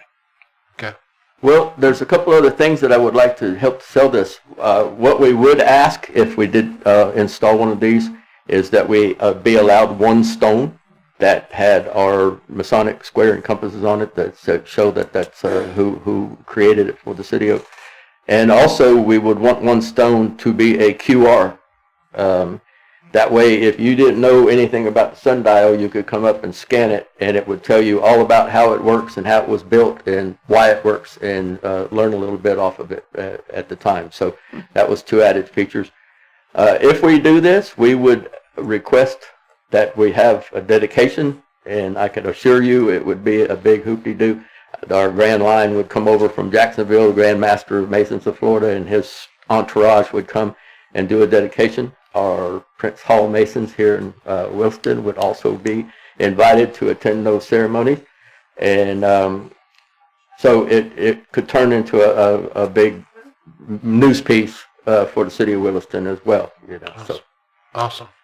I would also like to say, if no one's ever seen something like that, it surely is a respectful sight to see. It's actually impressive. Yes, ma'am. I was just going to say. Come up to the. Oh, sorry. Hi. I was also going to say you could contact the Girls and Boys Club and the Girl Scouts, Boy Scouts. They would love something like this, especially something local, and you could really turn this into a big event, and it would be good publicity for Williston, so I agree. I think the Boy Scouts actually eat meat out of their lodge. They do. They're there now, as a matter of fact. They're down there now. Yeah. I have one more thing to add before I close this up. I do have a letter from the Chamber of Commerce, in fact. It's an endorsement letter for this project. I don't know who I would submit it to be on the record. Miss Wright. Can I just take it? Can I bring The it? clerk is the keeper of the record. It's cold in here. Cold. That's why I wore this. Gosh, I need a jacket. So, any way we can help you, Carolyn has my name. She's in touch with me a lot on different projects we have going on. We will be participating in the light up the park here this Saturday, and she can always get in touch with me. She's got a direct text, so feel free to call. And if I can meet with you, I can meet people in the park, whatever it takes to get this done. Just let me know, and we're all in as soon as you guys give us the green light. All right. Thank you, sir. Thank you. Look forward to it. So, council, do we need to vote, or we just can agree? If you want to move forward with the project, then I think that a vote to move forward with the project would be appropriate. Okay. Ms. Jones, you have a question? I was just going to say, refer it to the utility department, let them pick a space and bring it back to us, but we can actually vote on it and do that at the same time. Yeah, let them bring us a location that they think is good.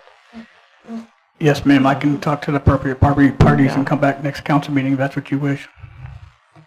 That'll be in 2 weeks. Do we Yes, need to have an idea of what we're willing to, like just a limit on what we're willing to invest in this? I think it's a great idea. I just didn't know if we should have a limit on what we want to invest. As far as invest, I thought that it was all taken care of. Yeah. Oh, okay. Sorry, I misunderstood that there was it. some assistance needed from the city. Okay, sorry, misunderstood. No. Okay. I move that we move forward with the interactive sundial as presented by the Ornan Masonic Lodge. All right. I second. All right. We got a first, got a second. Any discussion? Nope. All right. Seeing none. All in favor say aye. Aye. Aye. Those Aye. opposed? All right. It's 3-0. All right, item B, resolution 2025-129, a resolution of the City Council of the City of Williston, Florida, approving the 2026 general municipality election dates and process, and establishing an effective date. City Clerk Latricia Wright. Mr. Vice President, before we move to my item, before we adjourned, Mr. Bishop had asked for you all to approve Oh, sorry. the amount of money for him to move forward with getting the lights corrected. Actually wrote that down too, so we wouldn't leave without doing it. Yep. Mr. Bishop, can you state the amount of money that you need again? I know you said what, up to how much? 8? Not to exceed 8. Not to exceed 8. And I'll do my best not to exceed 8 or even come close to it, but I need a buffer, because if I say 6 and it's 6,100, And you have any idea where we're going to get it?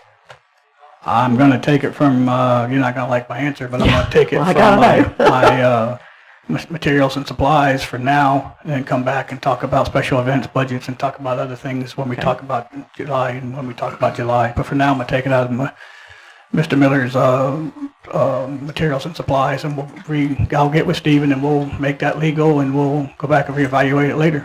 That's the only thing I know to do at this point in time. And that there is money in this material and supplies to cover it, but Okay, I would make that motion that we move forward with improvements to the Heritage Park up to $8,000 to make it legal. Yep. Code compliant. Thank you. All right. So we have a motion. Do we have I second. a second? Got a first, got a second, any kind of discussion? Nope. Thank you. All in favor say aye. Aye. It's 3-0. Thank you. Okay, the resolution that is in front of you is to approve the dates and the process of the 2026 April the 7th, 8th. 7th 7th, there you go. city election. And the seats that are up for election are Group D. I'm sorry, that should not be D. It's Group E, the mayor's seat, and Miss Debra. And Group E is Alexa's seat. Miss Debra, what group are you in? E. E? Yes, ma'am. Okay, then Alexa is... I think she's D. I think she's D. Okay, D. I think so. I always get her mixed up with Darfeness. It's actually in this resolution somewhere. Yeah, Group D, Group E, and the mayor's seat. Yeah, that's it. Qualifying period starts on January the 19th at noon and ends at noon on Friday, January the 23rd of 2026. So for all of those that are wanting to run for a seat, again, qualifying packets will be available at my office on noon Monday, January the 19th. And you have until Friday noon, January 26th, to turn it in to me, to be eligible. I'll just comment that January 19th is MLK Day, so you won't be here. I'll be here. You're going to be here anyway? Yes, I was here last year. All right, I knew it was a legal holiday. Yes. So I just need approval of the dates and the seats that are up for election, please. Okay, can I have a motion? I make a motion that we approve Resolution 2025-129. I second the motion. All right, we have a first, we have a second. Any other discussion? All right, hearing none. All in favor say aye. Aye. All opposed? 3-0. All right. All right. C, Resolution 2025-133, a resolution of the City Council of the City of Williston, Florida, approving and entering into an agreement to piggyback contract for grant writing and administrative services, making certain findings in support thereof, authorizing the City Council President to execute the piggyback agreement, repealing all resolutions in conflict, and providing an effective date. City Manager Sue Beaudet. All right, thank you very much. So before you in your packet, this is the agenda item that you asked for. I think it was 2 meetings ago when Shannon Williams came in and presented her firm to do grant writing for us. Again, would not cost the city anything. She puts her grant writing administration into the grants itself, but this is the piggyback that she did with Swanee River Water Management District. Okay. Yes, ma'am. So the hourly rates that are in here are written into the grant? Correct. Okay. Yep. Making Same way sure. Fred Fox does his. Yes, ma'am. Yep. Okay. Any other discussion? Nope. Then I'll entertain a motion. I have a question. Yes, sir. Who is currently doing those grants? So obviously we work with Wright Pierce, and we still work with Fred Fox. You might not have been at the meeting, but Fred Fox works specifically with CDBG and FERDAP grants. So Shannon Williams of Gateway Grant Writing, she sort of does all other grants, like she does BRIC grants, and there's a lot of other ones that she works on. So I was trying to just kind of piece together so we're getting everything. She can also help the police department, the fire departments. So it's just to kind of bridge the gap to make sure we're covering everything in terms of grants. Okay, I guess what my real question is, who are we replacing? Nobody. This is in addition to. Thank you. Okay. He does this. All right. Up here in Easton. We're going to be busy. I move approval of resolution 2025-133. I second. We have a first, we got a second, any other discussion? All right. Hearing none, all those in favor say aye. Aye. Aye. Those opposed? All right, passes 3-0.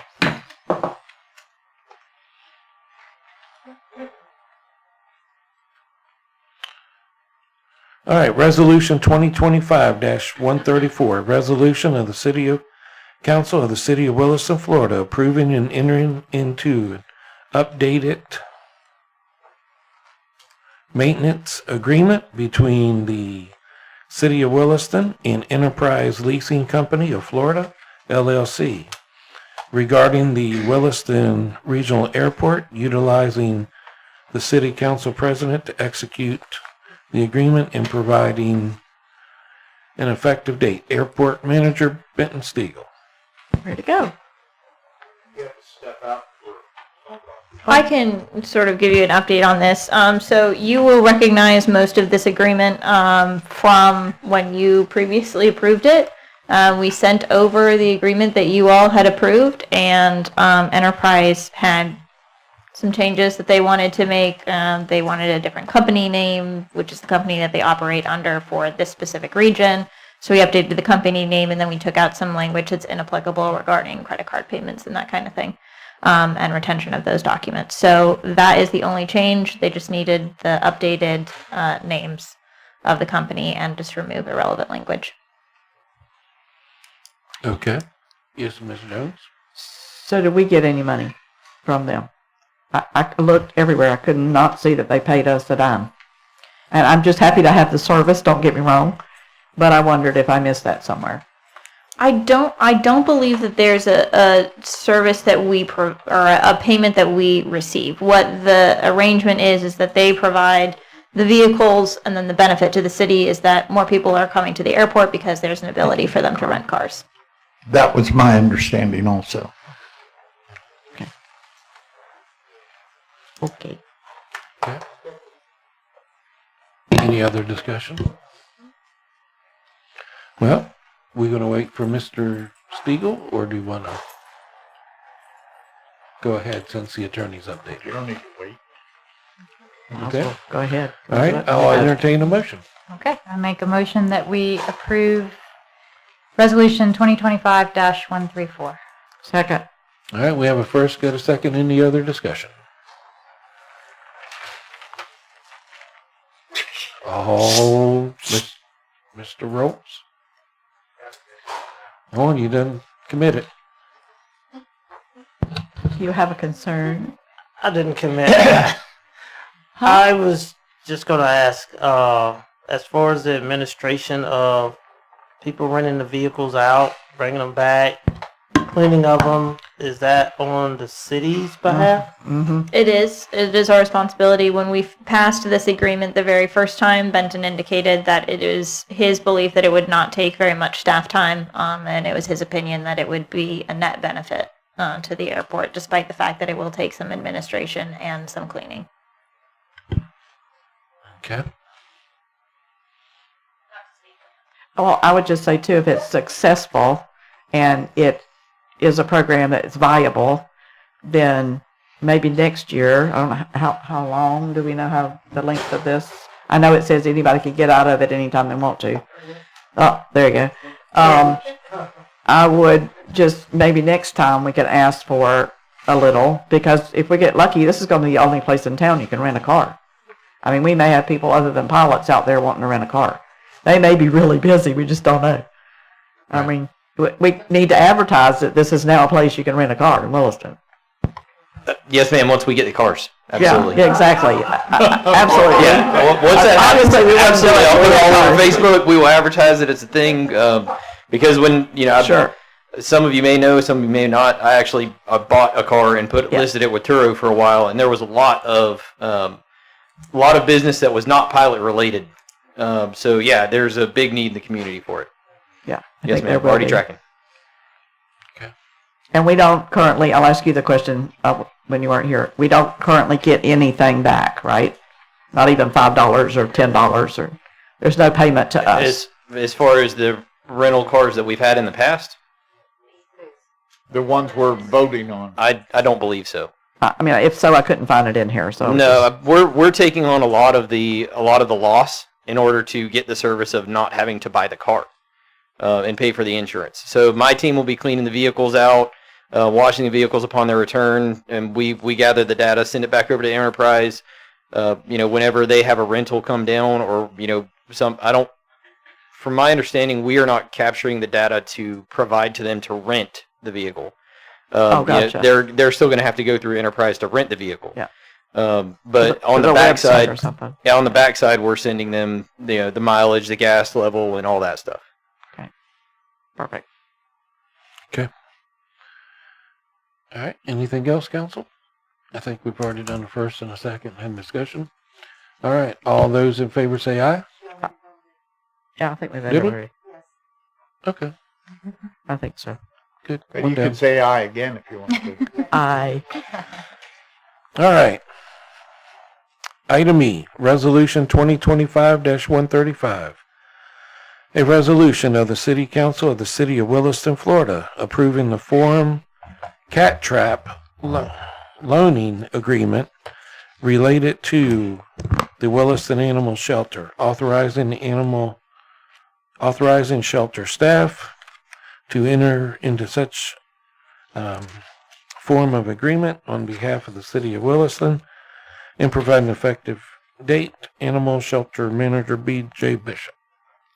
Good evening, Council. I think you guys have a copy of the agreement in front of you.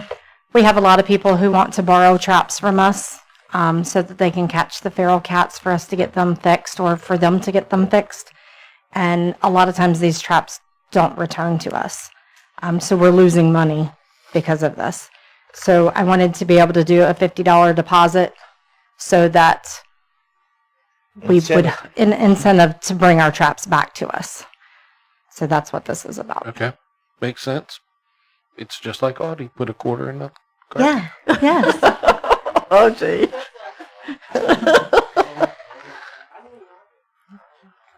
Give me a deposit.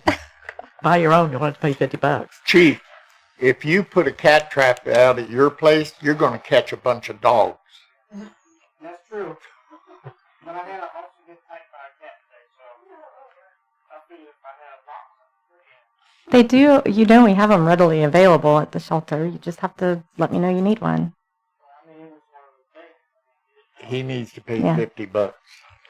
So basically, all they'll do is rent it for $50. They bring it back. We give Right. them And there'd be a time frame that they would bring it back, a couple of months, if however long that they said they needed it, if they wanted it for a week or 2 weeks. And it's on here for them to put the dates in. And then they would bring it back to us in that time. And I would call. I wouldn't just take their deposit. I would call and say, hey, did you forget? And have them, decide whether they're keeping it or not. The traps run depends on where you get it from and what size you buy. They can be from $40 to $75, $80. So I figured the $50 would at least cover us if we need to replace one. Okay. Yeah. It'll do you. Go to Tractor Supply. All right. Council, any questions? I do have one question for BJ, which Yes. is that if say somebody, just because I know people are going to ask this question, let's say I had a cat that I wanted to trap and I rented it and I didn't catch the cat, disappeared for a while. If I rented it again, would I have, like, what is your idea on whether I would pay the $50 again? If we give the trap back, if we give the deposit back, then I would want to hold another deposit. Okay, perfect. Thank you. Okay. I make a motion. All right, I'll entertain a motion. Oh, sorry. Done. I make a motion that we approve Resolution 2025-135. Second. We have a first and a second. Got any other discussion? All right, hearing none. All in favor say aye. Aye. Those opposed? All right, 3-0. Thank you.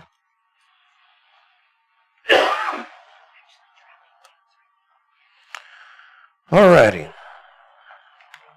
Item F, Resolution 2025-136, a resolution of the City Council of the City of Williston, Florida, approving the grant agreement between the City of Williston and the Florida Department of Financial Services for fire equipment, authorizing appropriate parties to sign any documents required to execute such agreement on behalf of the City of Williston and providing an effective date. Fire Chief Lamar Stiegel. Tag, I'm in. Tag, Okay. This is the grants that we talked to you about several meetings back that we received from the state. This is 100% paid grant by the state for bunker gear. And all this is the resolution to go along with it. We've already had to agree to everything. I mean, it's one of these grants that, do you want it, yes or no? And you have to go about it. So we had to already approve that, yes, we wanted this grant. And We're just asking you to bless it. we're asking for the blessing for getting a 100% paid grant. Okay. Free is good.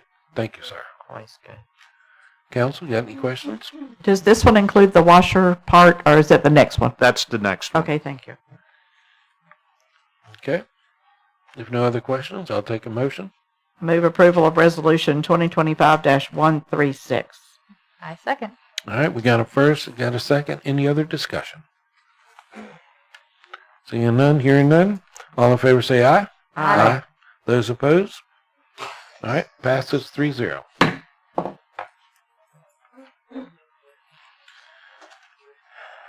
All right, Resolution 2025-137, a resolution of the City Council of the City of Williston, Florida, approving the grant agreement between the City of Williston and the Florida Department of Financial Services for one self-contained breathing apparatus washer, authorizing appropriate parties to sign any documents required in such agreement on behalf of the City of Williston and providing an effective date. Fire Chief Lamar Stiegel. Yes, this is on the washer extractor for the bunker gear, not for SCBA washer.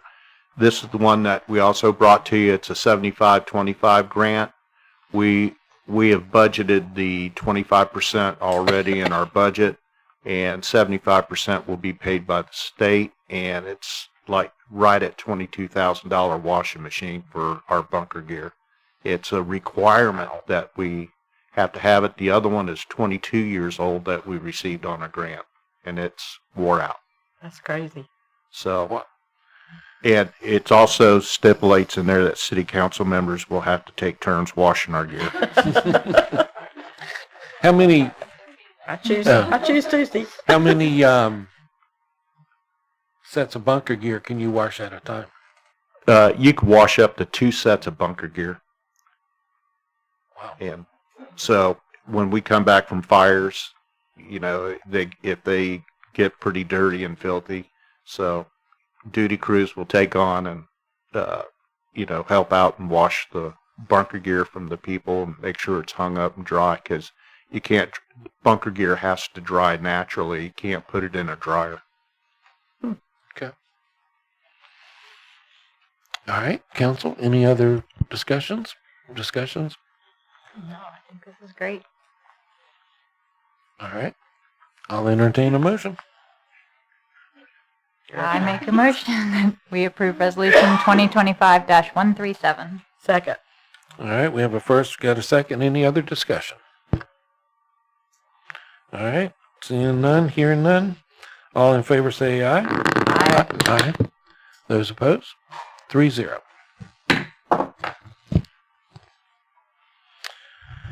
Okay, H, Resolution 2025-138. A resolution of the City Council of the City of Williston, Florida, approving amendment to the State of Florida Department of Transportation Traffic Signal Maintenance and Compensation Agreement for 2026, authorizing appropriate parties to sign any documents required to execute such amendment on behalf of the City of Williston and provide an effective date. Utility Director Jonathan Bishop. Thank you, sir. So if you remember, this is going to be a standard contract that we do every year. This one's a little different, and the reason it's different, we're losing $1,046. So everybody's going to freak out when they hear that number. But if you remember in the past meetings we've had, we've talked about 2 dead meter sockets, one on Southeast 10th Street and one at Hardee's, which was the old school zone crossings. Have been there forever. There's nothing there now but the post and the meter sockets, which are dead, safe, legal. But they've been paying us for 12, 13 years to babysit those dead sockets. Well, they finally realized they're dead sockets. They're not going to pay us to babysit them no more. So if you go through the contract, all the prices are the same, a little bit higher, but nothing to get excited about. So as we lose $1,046, I would ask that you remember they've been paying us $1,046 for dead sockets for close to 11 years now for no reason. So I'm going to call that a clean wash, if that makes any sense. Yeah.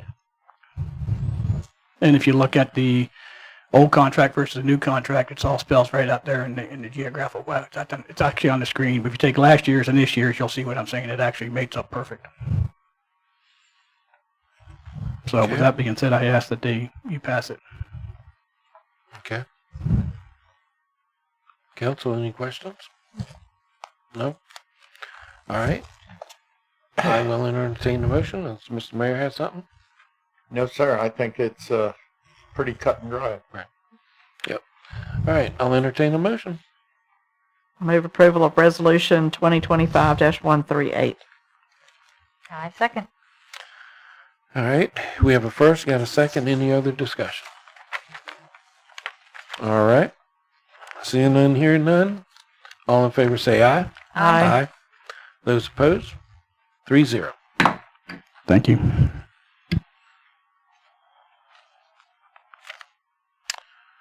All right. Item 6, public participation. This is your second opportunity to address the council. At this time, anyone in the audience can come to the podium and speak for 5 minutes on any topic other than what was on the agenda. Please state your name and residency, and just a reminder, the council does not have to comment. And when you get up and talk, direct to us, please. I'm Joel Penny. Y'all had brought something up by Hardee's. That meter, y'all were talking about. Is that hot or anything? I was just asking. It's been dead for almost 10 years. It is clean. It's capped. It's safe. It's in compliant. It's legal. I'm just asking, like where the meter goes, there's nothing there. It's just open. It's dead. It's capped. It's compliant. It's legal. I promise. Okay. All right. Yes, sir. I'm Hector Rosado from 491 Northwest 4th Terrace at Williston, the Leonard place. I just want to remind the council about the lighting. We don't have any street lighting at the Leonard homes, to take that into consideration for the future. dress out.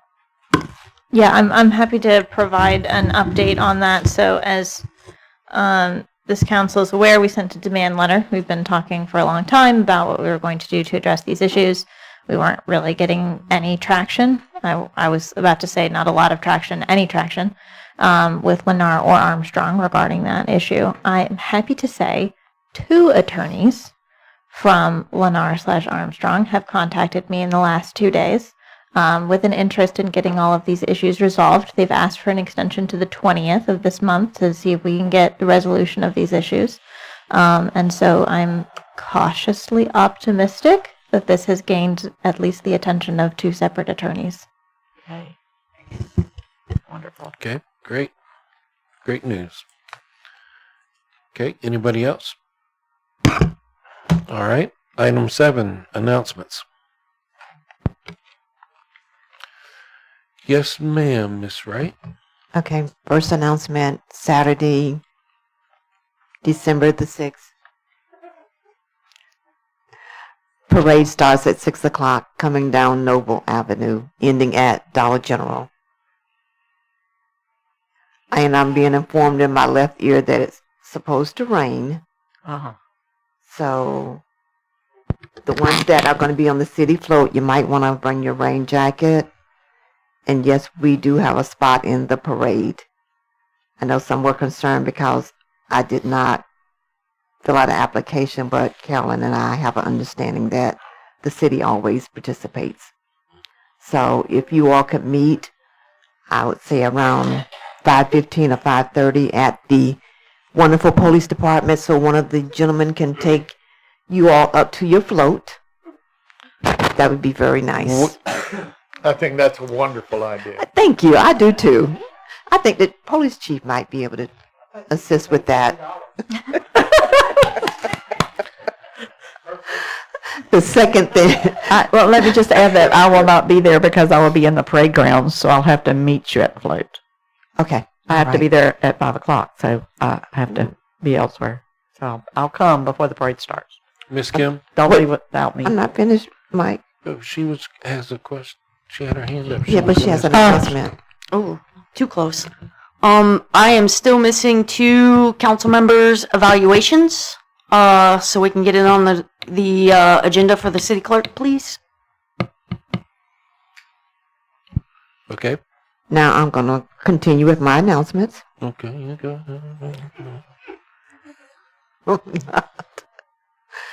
Can we please have Chief Rose move to a different seat? Can we have him what? Nothing. It's with love. It's with love. Yes. Friday, December the 12th, we're having Painting with Santa. So if anyone has any kids that they would like to bring out to paint with Santa, we would greatly appreciate if you all would come out and participate. It would be Mr. and Mrs. Santa that will be helping the kids paint ornaments that we will put on a tree that would be at Heritage Park. And it's from 5 to 8. And council? No? That's an invitation for us? Yes. That's an invitation for anyone to paint with Santa. Can somebody else talk? It's. And I had one more, but Mike done made me forget. So I'll let him speak now. The only announcement I have is that, it's supposed to rain Saturday. I have 75 law enforcement officers coming to assist us with the parade. All of the food and drinks that we normally feed them have all been donated free of cost. So on the back side of that, I've got to repay the favor to some of these agencies. So we'll be sending officers to assist them with their parades as well. But currently, as of now, we have how many horses? We have 5 horses coming from the Marion County Sheriff Office that will be assisting us, and a bike patrol unit that will be here assisting us as well. So we're super excited because these are things we haven't had before. So we're super excited to see how it works out. Cool. Oh, okay, my mistake. Mountain unit from OPD, bike patrol for Marion County. Okay, I had them backwards. Okay. Very good. I need some pooper scoopers. Yeah, it sounds like it. Excuse me, Chief. I believe you have an animal control officer for that. You know, Jonathan, you've had enough tonight. I was trying to be nice to you, but if you want to go there, I'll bring it. I'll put in the work order for you. Yeah. I'll probably be the only one you get done. So, Chief, did any more thought to what we had talked about with the police cars that are following?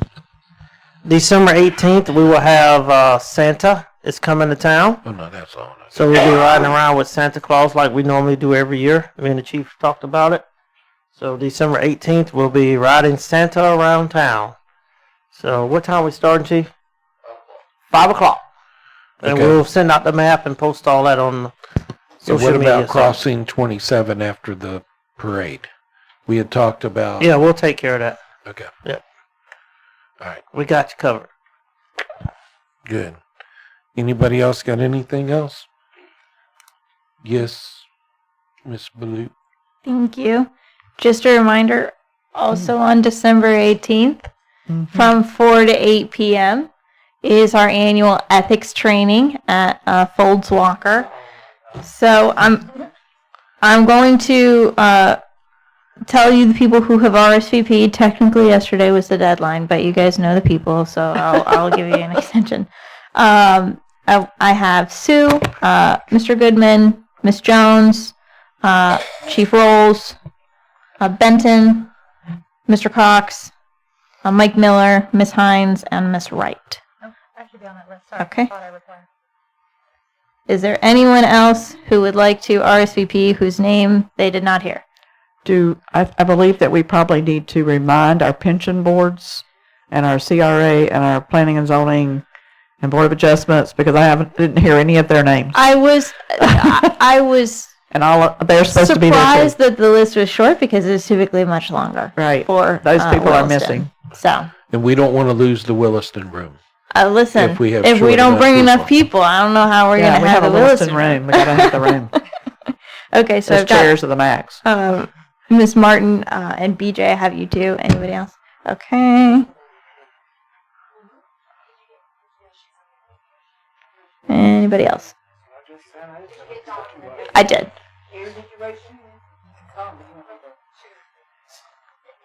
All right. Yeah, anybody who does Form 1 needs to be there. Yes. I mean, you have to do some form of ethics training. You don't have to do it with us, but Right. ours is much more fun. Yeah, it is much more fun. And I missed my turn for the updates. Yes, go for it. So I have one question, and if you'll let me. Knock it dead. I just want to ask Kiersten for an update, because so many people keep asking me about the Pesto properties that are across the street. Any update that there may be on those properties? Yeah, absolutely. So as you know, there are several Peso-owned buildings over on that strip over there. So we currently have 5 or 6 buildings total, which are moving forward in the foreclosure process. Before, just to sort of give you a sense of how the sausage is made, before we do any code enforcement process, we have to make sure that we do a title search so that we don't start investing money into foreclosing and having ownership of a property that's got hundreds of thousands of dollars of other people's liens on it. So those title searches have come back. I've looked at them. There's one that I have a few potential concerns on. It's easiest if we do all of them together, so that one's the one that's been sort of holding us up. I have a real estate attorney who's going to be taking a look at that for me as a favor, so no additional charge to the city, just to make sure that everything's in line and that we're not getting ourselves into something that we don't have a sense of. After that, we'll be able to file our petitions. It'll go to the circuit court, and we'll move forward from there. The process can be quite lengthy if he responds. Historically, in the 2 prior foreclosures on Peso properties, there has been no response. But anywhere between 4 and 6 months, I would expect we could get those closed once they're filed. Thank you. Anything else? I just noticed that the library, the marble is getting repaired on the library. Does anybody? Yep, thank you. It looks great. I think Mike's doing it. It was completed last week. I went and did a walkthrough with it. Signed off on it. It's great. Yeah, it looks beautiful. Thank you. I'm not part of the inspection program, ma'am. That was through a third-party contractor. I don't have nothing to do with the permitting, but I will look into it and come back next week and find out. Now, if we could just get the other building with the awning fixed. Got $80,000? Well, no, we Okay. know how much we have that the insurance company's already given us. We need to find somebody who can do something with that amount of money. It's with the CRA, correct? Last time we talked. Yes, ma'am. All right, let me see if I can get an update from the CRA. They need to work a little faster. It's been months, like you said. I agree. The owners.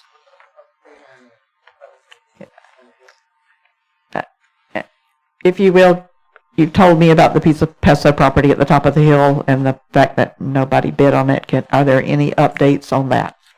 We're still waiting on the vendor responses, so we're going through and we want to get as many vendor responses as to why they didn't bid on our project as possible. But Central Bidding is working with us on that, and we are in the process of setting up a meeting so that we can go over the responses that we do receive, and then potentially see if there's any way that we can maybe use those responses to tweak what we have. Thank you. How many people have we got who has filled out applications for utility director? 5? Is that correct, Kim?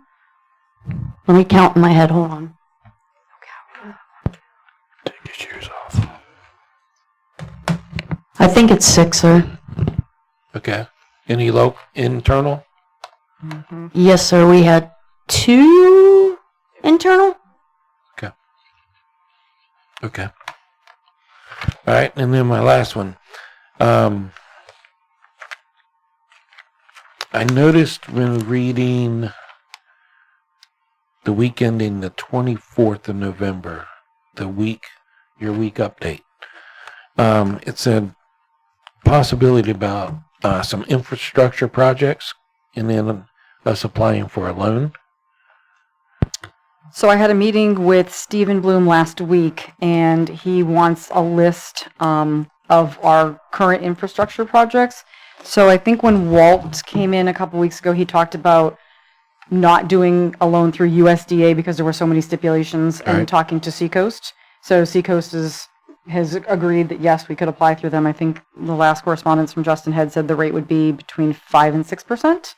So we're just looking from Jonathan, Mike, and Donald a list of the infrastructure projects so that you guys could prioritize what you want to do. If you want to do the truck or vac truck or whatever it's going to be. So I'm waiting on that list from them right now. Okay, because I don't want to see us taking out a whole bunch of different loans. I understand. Vac truck, yes, it's one of those things that it'd be nice to have. Sure. But how much would we use it? Right. I versus what the purchase price is. Sure. Hey, I like the truck. Not going to deny it. I think it's great. It I mean, is. if somebody's got $750,000 that they would like to fork over for it. Sure. But, we got to look at that as, do we do it to where we line up a bunch of projects that we're going to use at one time and then we rent it? Right. Like we did this year, early this year. And then, Drew from Stark has been very nice, thanks to the help of Jonathan for being able to let us get that. So, and Walt knows that the priority is obviously the Crystal Corral abandonment, the lift station abandonment. That's our priority. Yes. And then if you want to tack something onto it, then we would do that. It's been talked about as long as I've been on council, and probably before me, Debra could probably tell you as far as that goes. Yep. Absolutely. And the squirt truck that we know we've ordered that we have to pay for when it gets here. Correct. Yeah. So,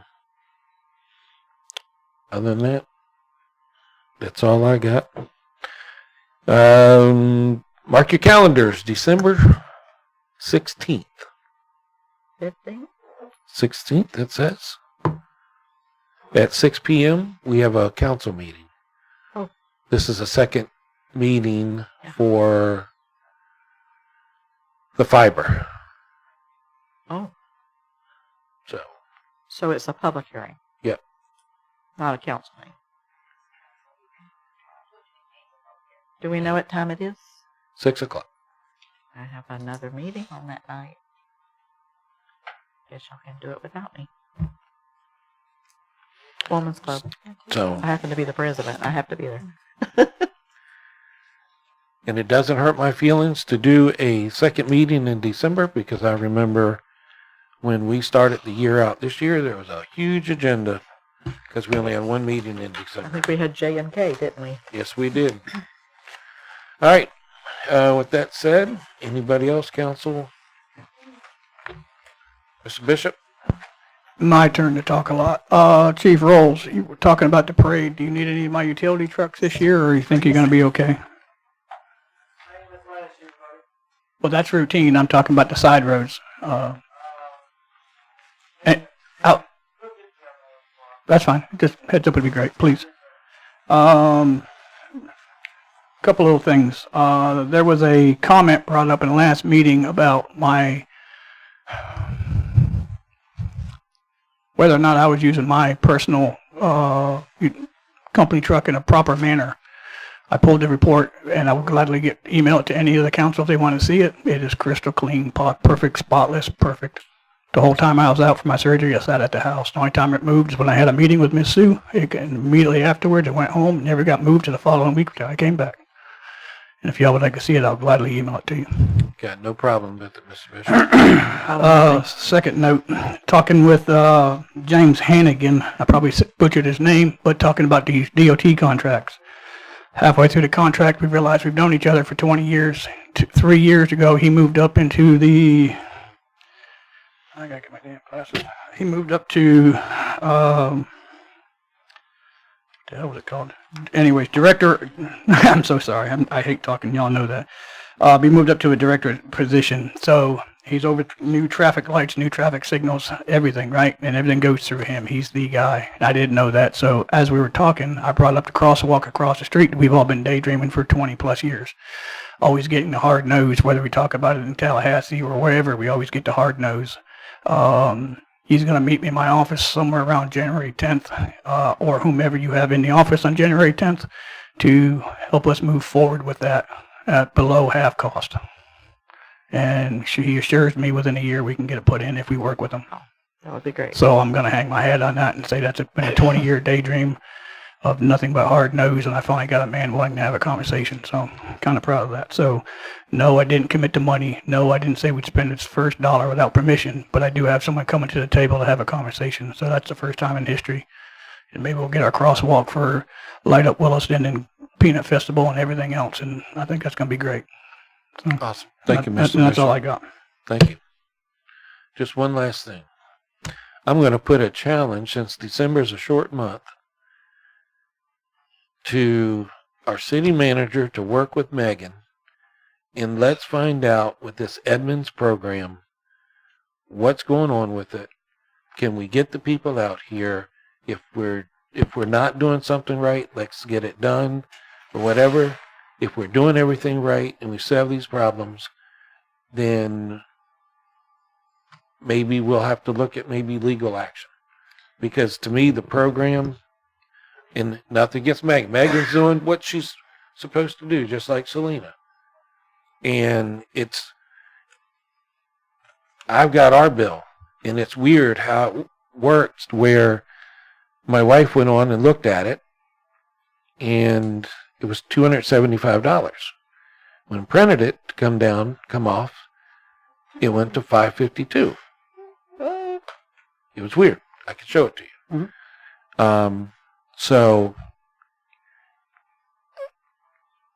we started April, Megan, was it? It was May. Yes, sir. It was May. We got to do something, because what I don't understand is why, I think, Megan, correct me if I'm wrong, this thing is sending out the bills prior to them actually being finished. So when I start the process of billing, I have to lock every customer out of the system so they cannot pay the bill because they can see it as I'm in the system processing it. And Edmonds told me that that is just something they've always had their system doing. They're looking to possibly have where we can take it off the website while we're creating it, but there's no way for them to do that at this time. Because that's why we're getting all the lovely words of encouragement on Facebook, from residents, is because this program's not doing what it should do. And if it's sending out the stuff prior to the billing totals before they're actually done, that's why we're getting all this stuff. So. Can I ask you because I don't go online. So, yeah, I don't either. Like the bill that I get in the mail will Mike, please. At every day of the month. Mike, please. So sorry. I do not go online for my bill. I just get the paper one. So so that I understand, if the bill that I get in the mail may not match every day of the month the bill that's online. Is that what you're saying? Right. Oh, wow. So, for instance, this is a copy of our bill. The online portal was correct. Okay. If you looked at it. But then when she printed it out and it went for to pay this price of $552.50, it doubled it. Wow. Okay. So we just got to get control somehow. And I can tell you that I get two, one for a business and one for my house. They were both down considerably, almost scary down considerably, which makes me wonder something like, is it going to be twice as much next time? And also the 5 I get at the church where I work, they were all down considerably as well. I mean, all 7 of them were down. So it's kind of spooky that makes me wonder how much higher they're going to be next time. So the situation that happened with the bills was there was an error that happened in the system while I was calculating bills, and it just kept recalculating them in the system. Edmonds went in and fixed that. That's why you doubled. If you'd have looked the very next morning, it had actually tripled. So they fixed it. We immediately, we fixed it. No big deal. However, with the rates this month, they weren't really low, and I get those from Stephen, and they were a lot lower than the month before and even the month before that. So, but remember, it all has to do with fuel costs. So when you see the fuel prices going up, your electric bills are going to reflect that as well. So as you've known, this went down. It was $2.89 the other day. So we just keep our fingers crossed and keep our fuel costs low, then our bills will stay fairly low. And we had some cool days this past month too. Correct, because if we don't use as much electricity, we don't get charged as much. So our cost drops as well. Okay, thank you. That's all I got. Can I just address it for a minute? Just to elaborate on that, the more electricity we use, the more fuel we use. So when we talk about keeping our fuel costs low, that's something we can't technically do. The consumption that's used dictates how much fuel we use, dictates what the bills are. Right. So as Miss Megan didn't say anything wrong, I just don't want it to be looked at as if we do something to the fuel bill, we can get a lower bill. No, ma'am, we can't, or no, sir, we can't touch the fuel bill. It correlates with how much electricity we use. And the fuel we're using is natural gas. Yes, ma'am. Yes, ma'am. And that's the price. But that's the point that we're looking at is so the price of a decatherm of natural gas. Absolutely. So it's not something that we control. I don't want to get out there if we did a better job on the fuel that we could get a lower bill. We can't do that. Yeah. So 2 things that I've done or in the process of doing is yesterday I emailed Megan and I asked her for a brief synopsis of all of the issues we're having with Edmonds. I now have the contact information for the CEO or the owner of Edmonds. I'm planning on reaching out to him and asking him for assistance, to somebody to come here. Second thing, and that was the suggestion of a member of the council. Another suggestion that I got was to do either a training, workshop, utility bill review, whatever you want to call it. I haven't even had a chance to talk to Megan about this yet, but and I take responsibility for this. I should have thought of this earlier because when we did a changeover in Bronson, that's what we did is we offered 2 different workshops, one during the day and one at night, for people to come in and be able to figure out how to read their bills. So that's something I'm going to work with Megan on, and sorry Megan, And then we can also do like a PowerPoint presentation for people who can't attend. So for them to be able to understand, how to set up auto pay or how to read their bills. And again, we can also do a utility bill review for people who feel that their bills are still high for whatever reason. So we are gonna work on that, Megan. So Okay. yes, absolutely. Anything else, council? Let's go home. Move we All adjourn. right. Can I have a motion for adjournment? Vice President Cox. Yes, sir. You left me out, sir. Oh, Sorry, sir. This is for updates, so I wanted to update everybody. Those of you that are not aware, I've had some time off. And the reason I have not been at council meetings is because I've been in the hospital. I'm now the proud owner of a number of pieces of hardware in my heart, which are supposed to make me better. We'll see. But I appreciate everybody that reached out and was praying for me and was wishing good wishes on me. It was a difficult time. Hopefully it'll be better soon. So that's all I had. Thank you. Thank you, sir. Glad you're feeling better. I still move we adjourn. All right. I second. We have first, got a second. Any discussion? Nope. And with that being said, all in favor of adjourn, say aye. Aye. Those opposed? The time is now 6:36 p.m. and this meeting's 8:36.